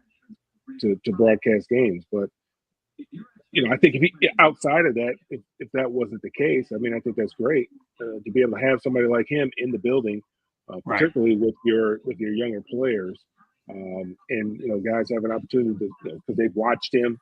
That most of them have probably watched him and admired him and really respect him and his career and how how he got brought up through the game and how he was a grinder and then ended up being for lack of a better word, the GOAT. So I think that you can't have a better person in the building, I don't think, to try to help you put together a culture. Yeah, there's no question that Tom Brady and Pete Carroll, that's a great brain trust in the room with them, isn't it, Mel? With those two guys in the building. Yeah, absolutely. I mean, Pete's a great guy. Tom's, he seems to be a great guy. Both of them are very energetic and highly motivated. Okay. And what we're going to do is we're going to let JD Wyatt comment on the last college topic, and then Mel, what I'm going to do is go through all the topics in order. We'll let you go ahead, and then if you guys don't mind, then we'll let Mel get going a little bit earlier tonight. Fair enough? Okay, so JD, well, you just so you understand, we talked about the transactional nature of Penn State. Give me a brief overview of what your thoughts about what's transpiring at Penn State and James Franklin, and then after that we go to Mel, and we'll give them everything at that particular point.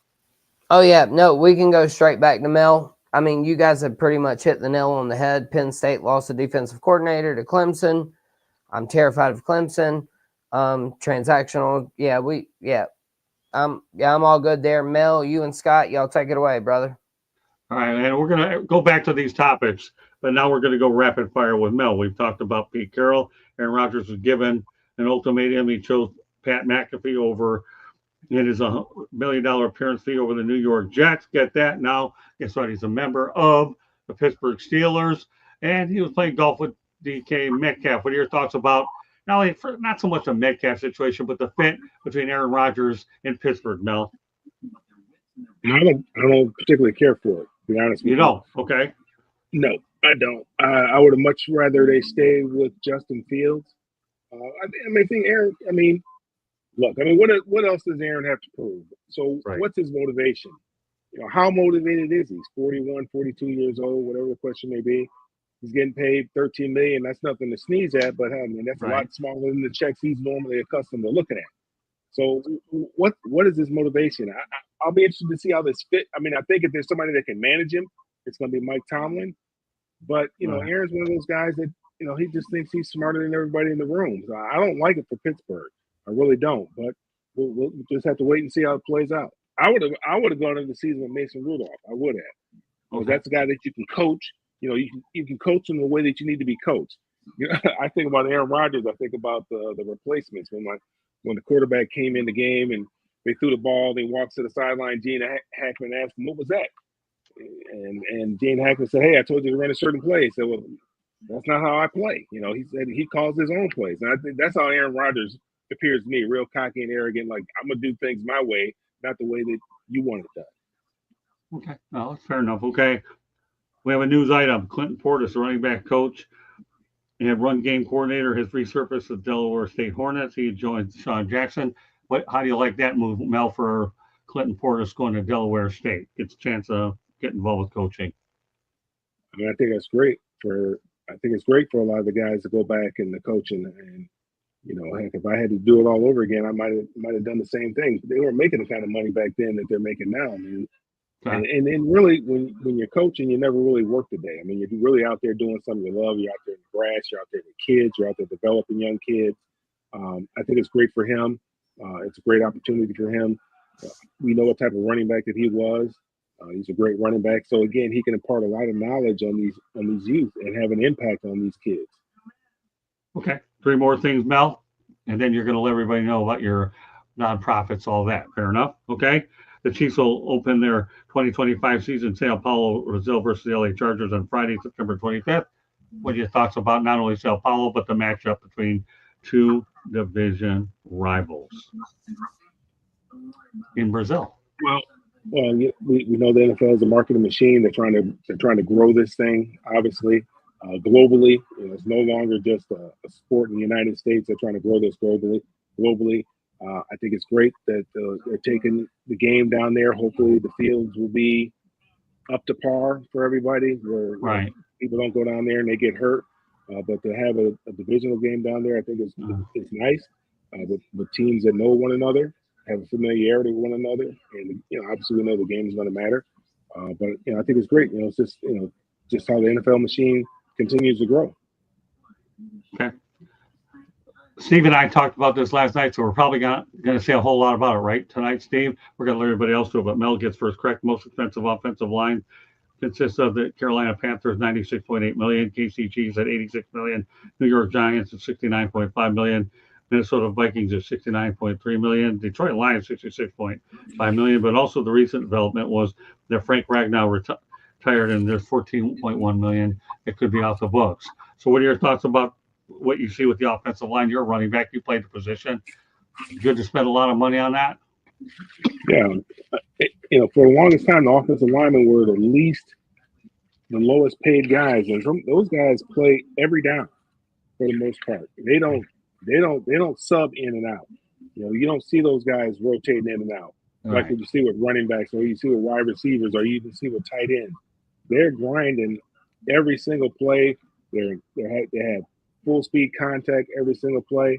And then if you're going to pay a guy 60, 65 million back there, you need to protect them. You can't protect them with guys that are making the veteran minimum. You got to protect them with some dogs. So I'm glad to see the offensive linemen making their due. Just waiting for the running backs for some of that gravy to run off and spill over on the running backs. Finally, United Football League championship game is set. DC Defenders against the Michigan Panthers.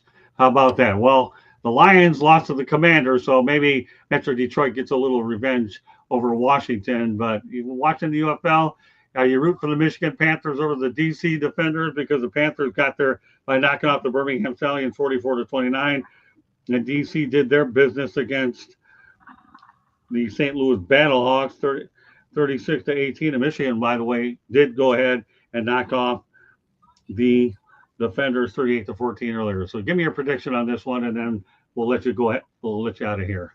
Well, yeah, I'm a pull for the home team, but I'll be honest with you, Scott. I'm kind of disappointed. I mean, I really, they haven't marketed the UFL very well this year versus how it was last year.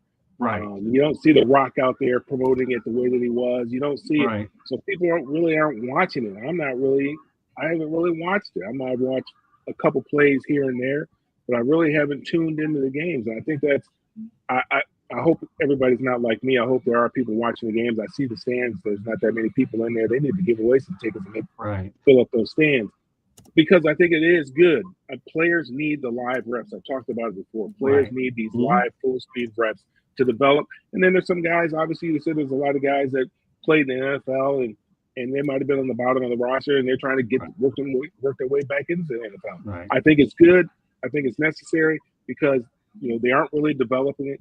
Players in college, like Tom Brady talked, players need an opportunity to where they can go somewhere and develop it. And the NFL really does need this as well, because obviously it's a game. It's a game of attrition. People get hurt. You're going to need to be able to call up some folks, and it just helps you keep that bottom part of the roster sharp. Where you're constantly getting, trying to improve your roster. So I hope most people aren't like me, and I hope people are tuning in. But I am going to root for the Panthers. All right. Well, with that said, Mel, let everybody know how they get a hold of you. Thanks a lot for being on, and I'm glad we're able to get you out of here at a reasonable hour here. I just want to make sure you had an opportunity to come on everything, and you did great. So go ahead one more time, nonprofits, wherever you need to go, and then I'll go back to everybody else on the rest of the topics. Go ahead, Mel. Thank you for being on tonight. And we'll see you in a few weeks after that, after we get back from our cruise. Yeah, I appreciate it. And you guys be safe. But you can follow me on all the social media at Melfar Jr., and then you can follow what we have going on here in Georgia and also up in Detroit for the youth at melfarsuperstarfoundation.org. Appreciate you guys. You guys be safe. I'll talk to you guys soon. Hey, Mel, thank you very much for being on. We'll see you in a few weeks. All right. And I want to make sure that you had a chance on there. You were awesome as usual. Thanks, my friend. You're You know how I feel about you. Now you have some new teammates. All righty. All right. Take care. See you guys later. All right. Good night, Mel.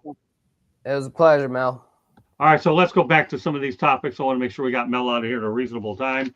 Some of them are going to require a lot of time. Some of them will. But we knew the college portion of the show was going to be a lot more involved. I anticipated that from a time standpoint. Now we can move through the pro portion a little bit quicker. All right, Stephen, you heard what I said about Pete Carroll and the Tom Brady brain trust. Everybody knows about it. Just give me some of your brief thoughts about the brain trust that they have in Vegas, Stephen. I mean, well, you got to look at it like this. Like, obviously, you want to have access to somebody like Tom just to pick his brain, get his opinion on things, just because of, you know, Tom was the ultimate competitor. I know he's been very standoffish with media on certain things and stuff like that. But as far as a teammate, you know, you talk to anyone from Michigan to New England to Tampa Bay, that he was the ultimate teammate. He would do anything to make sure you're in a better position. You would win. You would learn. So if I'm Pete Carroll, I have access to somebody like Tom. I'm absolutely going to make sure that he's available to my guys to kind of peel off some layers of him and try to see what they can do to get the best out of themselves. So I think that's a win-win no matter what you look at it. Candy? Anytime you can take the expertise of someone that had played the game at the level that he played with the success he had for as long as he did, you go for it. You take that, you take any insights that he can bring, and kudos to Pete Carroll for even, you know, having to be able to do that and to say, okay, you know, because Pete's coached the game for how long, but Right. Tom played the game, and there's a difference between, you know. So I think Tom can see it from a different level, and I think it's great for Pete and the team. Can only benefit them. Ben? Man, it's a flex. I mean, when you start talking about all the coaches on the staff, I mean, you could take it away from the Raiders. Just say if Tom Brady wanted to be a consultant for just a random team in the National Football League, you don't think that coach gonna be like, absolutely? Because I think sometimes when it comes to Tom Brady, yes, Pete Carroll can speak to every single situation you can think of, but he's from the sideline. Tom Brady can give you every single situation and scenario, and he was the quarterback. Now, is that going to be a difference? Who knows? But it gives Pete Carroll, because when they said an open door policy or whatever, how many of those players might be able to take advantage of that? You know, could Geno Smith talk to Tom Brady? You know, because Tom Brady became an owner so that when he make a decision, nobody can stop it. I know he's on TV, right? But Tom Brady said, look, man, I'm not part owner of this team just to sit back. I want to have some influence. And he already told Pete Carroll what it is. So I think it shows the type of owner and you know, how much influence Tom Brady wants to have on his team. He didn't become an owner, and this is no disrespect. He didn't become an owner to look like Michael Jordan and the Hornets. I'm telling you, he don't want to look like that. And he's not the majority. That would be Mark Davis, you know, Al Davis' son. But I appreciate stuff like this. Whenever you got a guy like Tom Brady, I mean, you know, when you have guys like that in the building who say, hey, I want to lend my expertise, my experience to you guys, talking with you, Pete Carroll, you know, I think that's great. Because the first thing is this. Anybody who has Tom Brady in their Rolodex going to probably have access through Tom Brady. So if you Ashton Genty, if you want to call, you know, some former New England Patriots, if you want to call some former Tampa Bay Bucks, you know, if you're talking about Brock Bowers, hey, Brock say, I want to talk to you know, Rob Gronkowski. Oh, man, that's nothing but a phone call away. So I think it could be very, very beneficial. I can appreciate Tom Brady, you know, trying to make sure not just Pete Carroll, but maybe, you know, that LA, you know, that Vegas roster, they got access to him. I think that's dope. Yeah, the only thing I'll say about the whole thing, JD White, you know, the final word, then I'm just going to go through a couple items really quickly for the sake of time purposes. Pete Carroll won national championships in college and won a Super Bowl. Tom Brady's won Super Bowls Anytime you have a championship mentality in the building, you have to do it. Great move by Mark Davis, having those two bring trust in that room. JD Wyatt, you have the final word on it. We're going to continue to move through the show in rapid fire format. Go ahead, JD.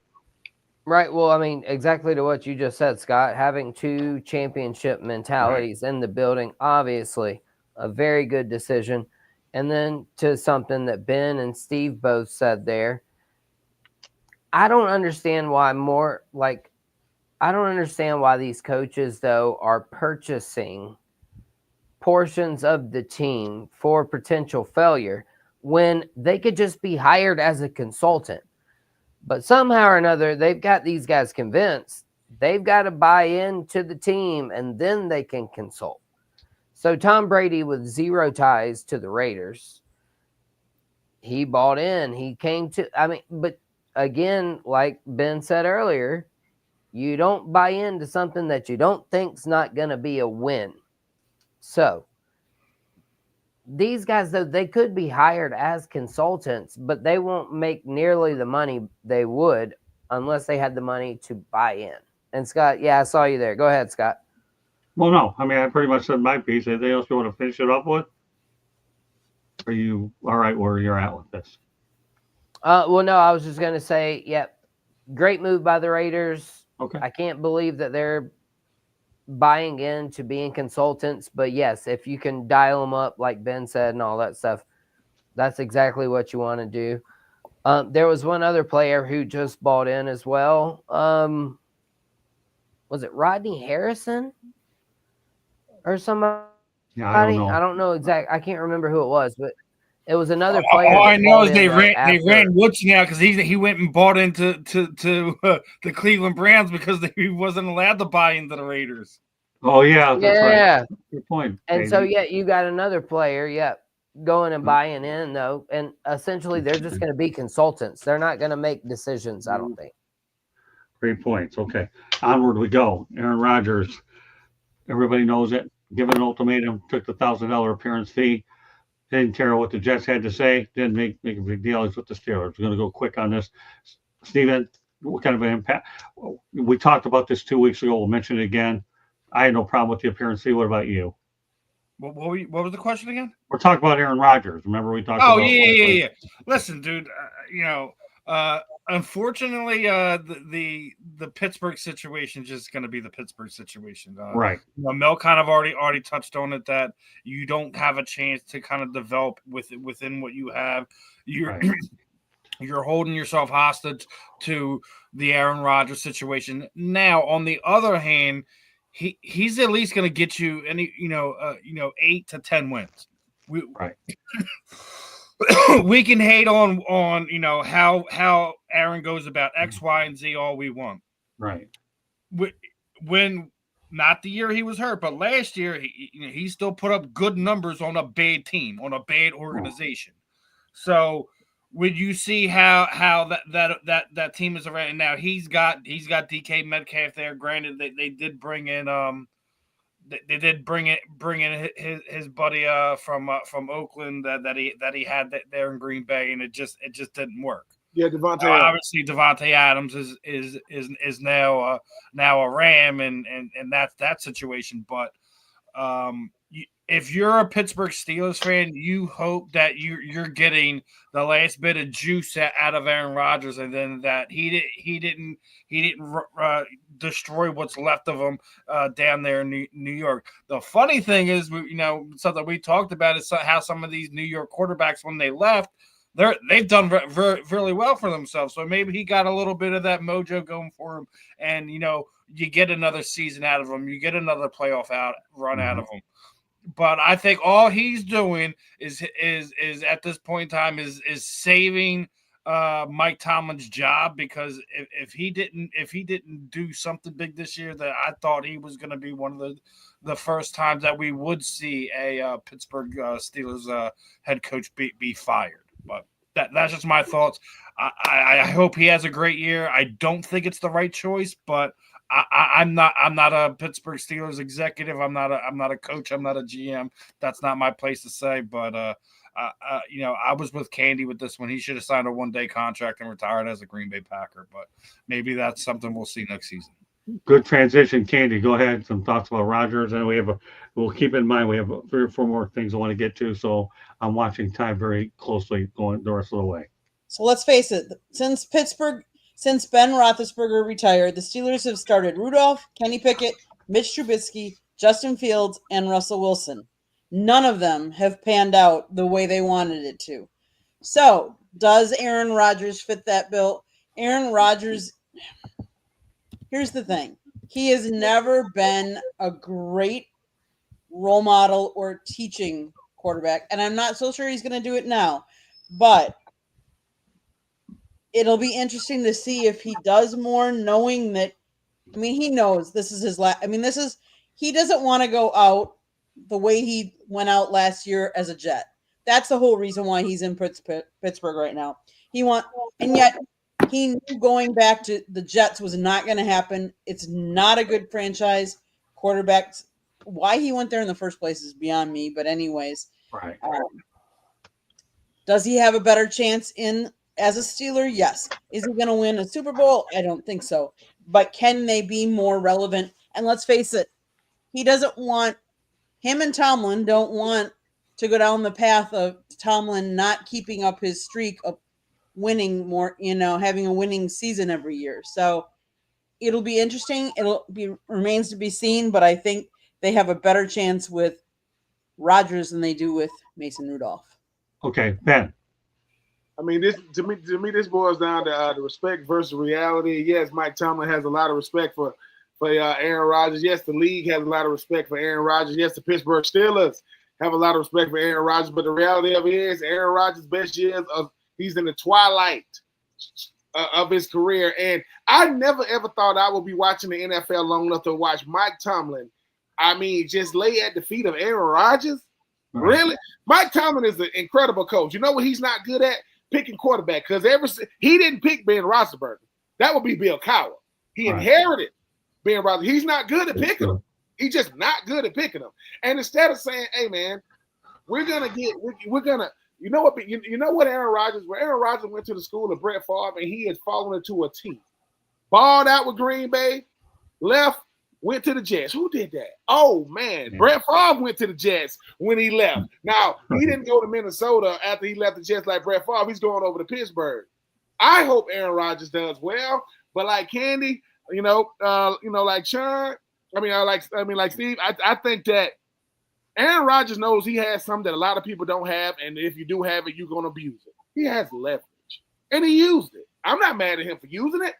But the problem is, Pittsburgh, Mike Tomlin want to make sure that he never, ever has a losing record. Which quarterback can I get?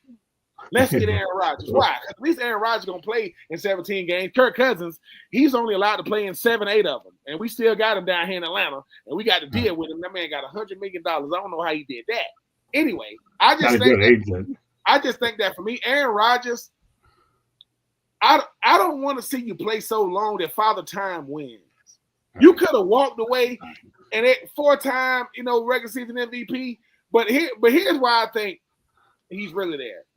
Mike Tomlin played in 2 Super Bowls. He's won one and lost one. Who's the one he lost? Like who he lost against? He lost against Aaron Rodgers. That's the last time Aaron Rodgers only went to a Super Bowl, and that's the last time Mike Tomlin. I think he was in 1 playoff game. So this is a respect thing, but respect, perception, and reality are not living in the same house. Right. I want to see how this thing gonna end up.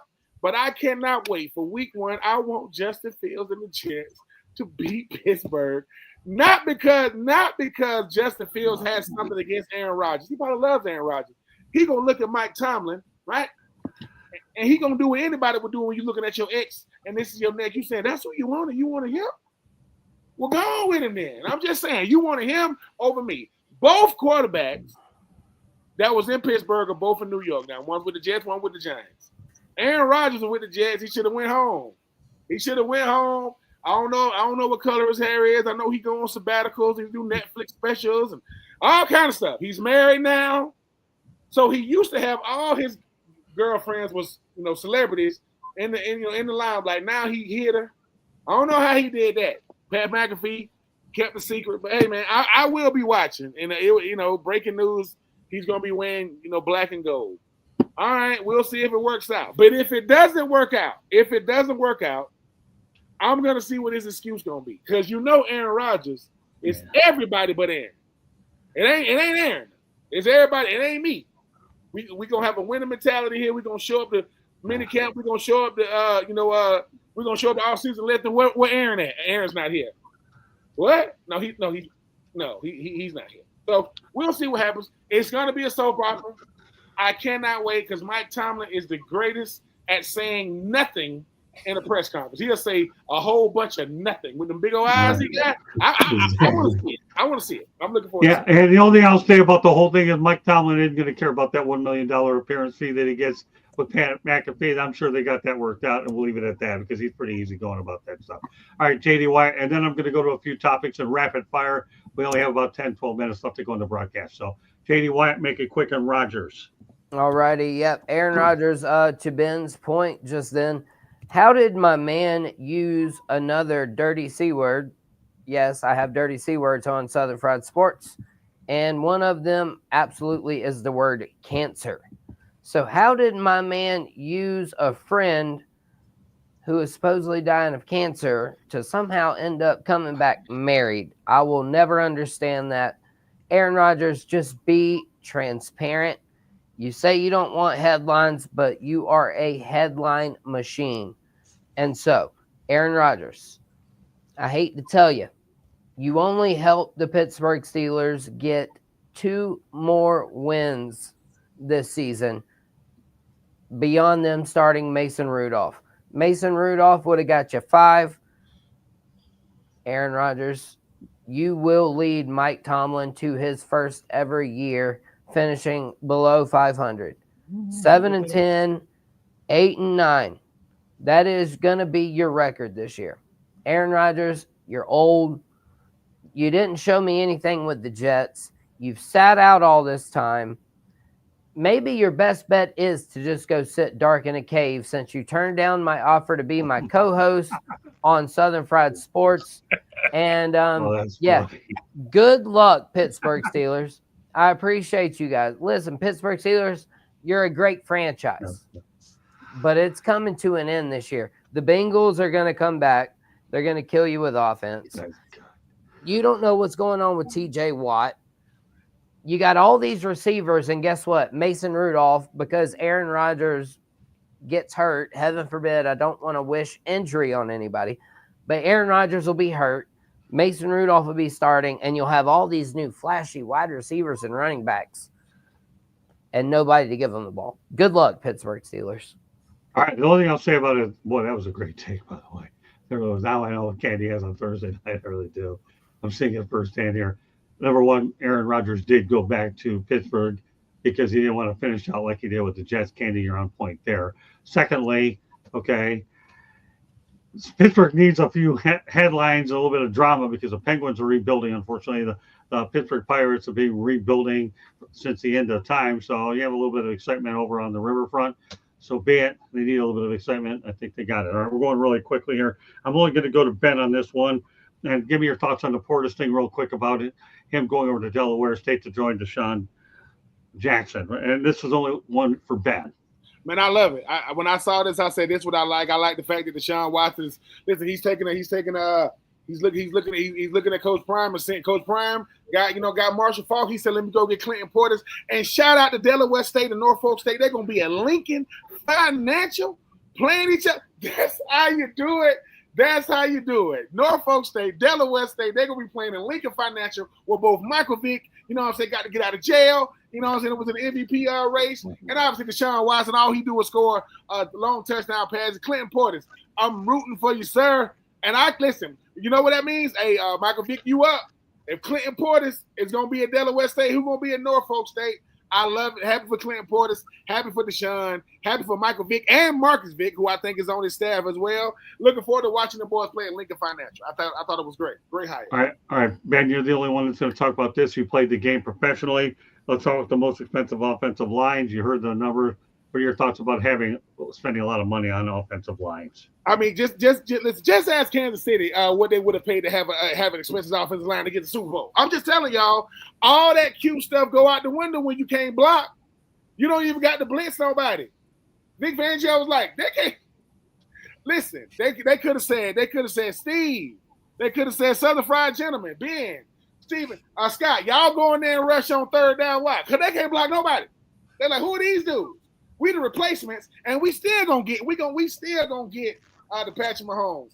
If football comes down to this, it comes down to offensive line and defensive line play. If your offensive line cannot establish a new line of scrimmage, cannot keep your quarterback jersey dirty, I don't care if his last name is Montana, I don't care if his last name is Mahomes, you can't win. You better pay the people who keep the franchise clean. That's what they say. You want to keep the franchise clean, you better keep those 5 guys in front of him happy. Just ask Jalen Hurts. Just ask him. Ask him what it's like to have the type of offensive lineman he got. I'm telling you, people, I'm going to say this. I know I shouldn't say this. Patrick Mahomes is the best quarterback in football. I think Jalen Hurts is the second best quarterback. You don't got to like it. You don't got to like what I just said. Jalen Hurts is the second best quarterback in football. You don't believe me? You don't believe me? Who got the best winning percentages that came into the NFL? That would be Patrick Mahomes. Who's number 2? That would be Jalen Hurts. 2 Super Bowls, 1 Super Bowl MVP. I played Patrick Mahomes in both Super Bowls, lost by a field goal in the first one. I'm telling you, the only person who cannot stand Jalen Hurts is Dominique Foxworth because his wife won't it. I don't know why. I mean, she does. Well, hey, and Ben, I want to back you up real quick because this is a conversation that I had when I first came on this show with Scott. We talked about quarterbacks who have won the NCAA championship and the Super Bowl. And just literally before Jalen Hurts won the Super Bowl, I said Joe Burrow would do it before he did. And then lo and behold, Jalen Hurts goes on this run and does it. And so Jalen Hurts has something that no other quarterback has, a Super Bowl and an NCAA championship. And so I would absolutely back you up on that 100%. I mean, listen, people ain't gonna like what I said. All I'm saying is, Scott, I just had to make sure I do that PSA because people get caught up in the fluff. You know what fluff is? Fluff is when you get to go in person to the football honors. That means you ain't playing in the Super Bowl. Jalen Hurts don't know what that's like. I got the Super Bowl tomorrow. Congratulations to all y'all participants, the attendees, and you don't got to like it. Jalen Hurts remember when Jalen Hurts was second team All-Pro? You know what he didn't win? MVP. You know who won it when they was second team All-Pro? Josh Allen. I don't care nothing about no MVP award no more. Don't talk to me about it no more because it's not real. It's not real. Yeah, I agree. You look at the NBA, they won't even reward it to the same person over and over and over again. The NFL, same way. They rotate it. Lamar Jackson should have been the MVP. Sorry, Scott. Go ahead. That's all right. We're going to go to some predictions real quick. Want to talk about the Sao Paulo, and that's okay, JD. You're doing a great job. For your first act on the show, it's been nothing short of an A+ anyways. Great stuff. Keep it going, kid. And I'm looking forward to bringing you on the show. You already got 4 thumbs up here. That's all you needed anyways tonight. So anyways, we're going to get some predictions. The United Football League championship game. We'll lead off with you, Stephen. Who's going to win? The Michigan Panthers or the DC Defenders? Well, I'm not going to say DC, so let's So there's only one choice. You can say Michigan. Come on, man. You already know the Philadelphia's coming out of me. It's always going to come out. All right, give me a prediction already. Yeah, I'm going with the Panthers here. That's all you need. Good enough. Candy. Michigan beat the DC Defenders in the regular season. They're going to do it again in the playoffs, in the championship. JD Wyatt. Agreed. I'll go Philly on this one with Steve.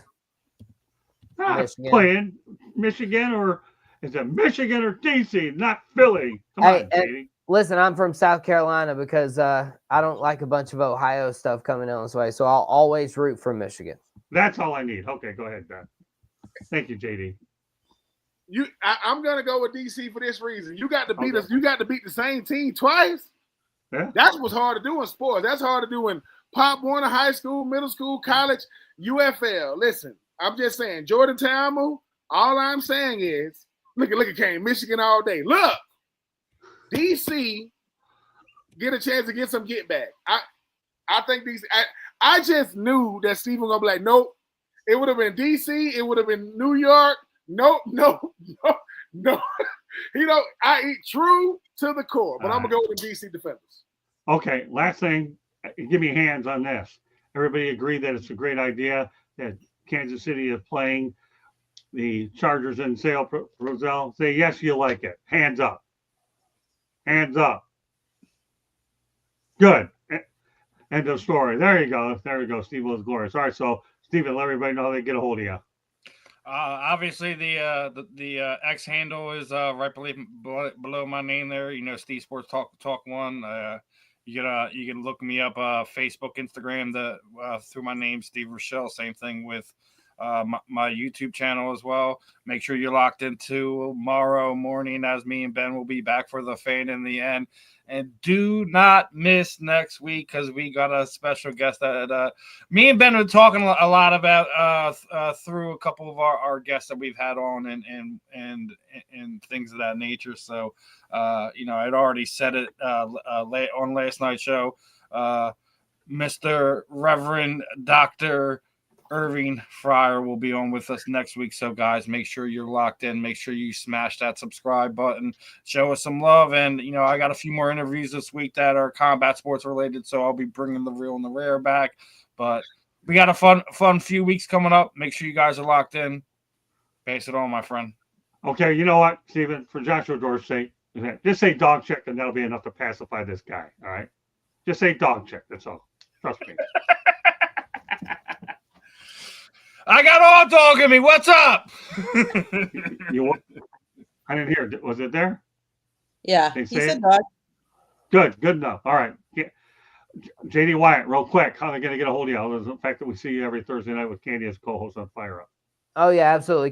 Check us on Fire Up. It's always a great time. Kane, Chuck, all you guys being here. Josh, P. Digits. Appreciate it. Steve. Ben, man, hey, it's been a pleasure. Scott, Candy, I love the interaction. I love being able to just interact to what people say sometimes, and that's all in the beauty of it. So you can find me on Southern Fried Sports, JD on YouTube, at JD Wyatt 06 on X. Of course, make sure to hit South Florida with a like and subscribe. And again, man, we just here for a good time. I might not be here for a long time, but we're going to fry up something along the way. I don't know. Future. You don't know how long we're going to kidnap you Hey, for. Steven, I got to deal with this guy. Just say dog check already. What do you need for a dog check? You mean to start barking? I already said dog check. What do you need? Let's go! He said dog check. Okay, Joshua, leave me alone. I don't want to be bothered. Hey, okay, well, hold up. Time out here. Let me. I'll sum it up for us real quick. It smells like up dog in here. Do y'all smell that? Do y'all smell the up dog? And then you say, "What's up, dog?" And then I say, "Not much. What's up with you?" All right, Josh. There you go. So Gaines said, "All right, Joshua. I'll say the dog check. Josh Stop it isn't a already." troll. He's one of our regulars. All right, Ben. Go ahead. Let everybody know they get a hold of you. Joshua, I'm done with the dog check. I said it. That's good enough. You'll deal with him when I'm gone. We only have about a minute to go in the show. Candy already put the book up real quick, and that's how you can see my book. Go ahead, Ben. Say what you got to say. Let them know how to reach you. Man, on all social media platforms at being True 84. I mean, listen, JD, it's a pleasure, sir. I'm looking forward to doing this more with you. I mean, Steve, you know what it is. Scott, you know what it is. Miss Candy, listen, every time I drive by the Rolls Royce dealership, I walk in. I can't afford it. I said, listen, man, y'all need to get some better stock because y'all know Miss Candy. They call security, and I get out of there because I ain't trying to get locked up. But I will say this. I am like JD. As long as people allow me to come on here and speak my piece, I'm gonna get what's on my mind, off my mind, what's on my chest, off my chest. Listen, as my daddy would say, I might not be right with my take, but that don't mean I'm wrong. That don't mean I'm wrong. I might not be right, but that don't mean I'm wrong. I appreciate you, Scott, for giving me these opportunities. Me and Steve, Steve know I'm rocking with him. JD, I have heard some names about the Southern Fried Gentleman. Hell yeah. Yes. That is a name, people. I'm loving that. Listen. If you hear me calling myself that in the near future, yes, I stole it.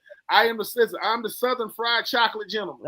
We trademarked, but we can share it. We trademarked. Listen, I'm the Southern Fried Chocolate Gentleman. You know what I'm saying? Because you can't have that chocolate drop. I'm down. All right. Love it. Well, you know what? All I'm going to say, we only have about 30 seconds left. My book is up there. It's available on Amazon Kindle and Barnes & Noble. Ben, I love having you on. And JD Wyatt earned a spot on this show, and he'll continue to do Fire Up. Steve and I, well, we have a lot of things going on. Joshua Dore, guess what? You get to deal with Steven when I'm gone. And this guy is a whole lot tougher than I am. And you know how tough I am. So get used to it, Joshua. You had it with the country club with me. Now you're going to boot camp with Steven. With that said, that does it for this edition of Inside the Pigskin. On behalf of Mel Farr Jr., Stephen Reichel, Candy Ebling, and so JD White, so the fried jello. I gotta get used to what candy is. And Ben Troop, that does it. And yes, Joshua Dore, Ben is great. We know that. Ben, I love you, man. And keep the hat. That's your trademark. And rest in peace, Ducky with the bow tie and the fishing hat. That does it. Good night, everybody. We're done.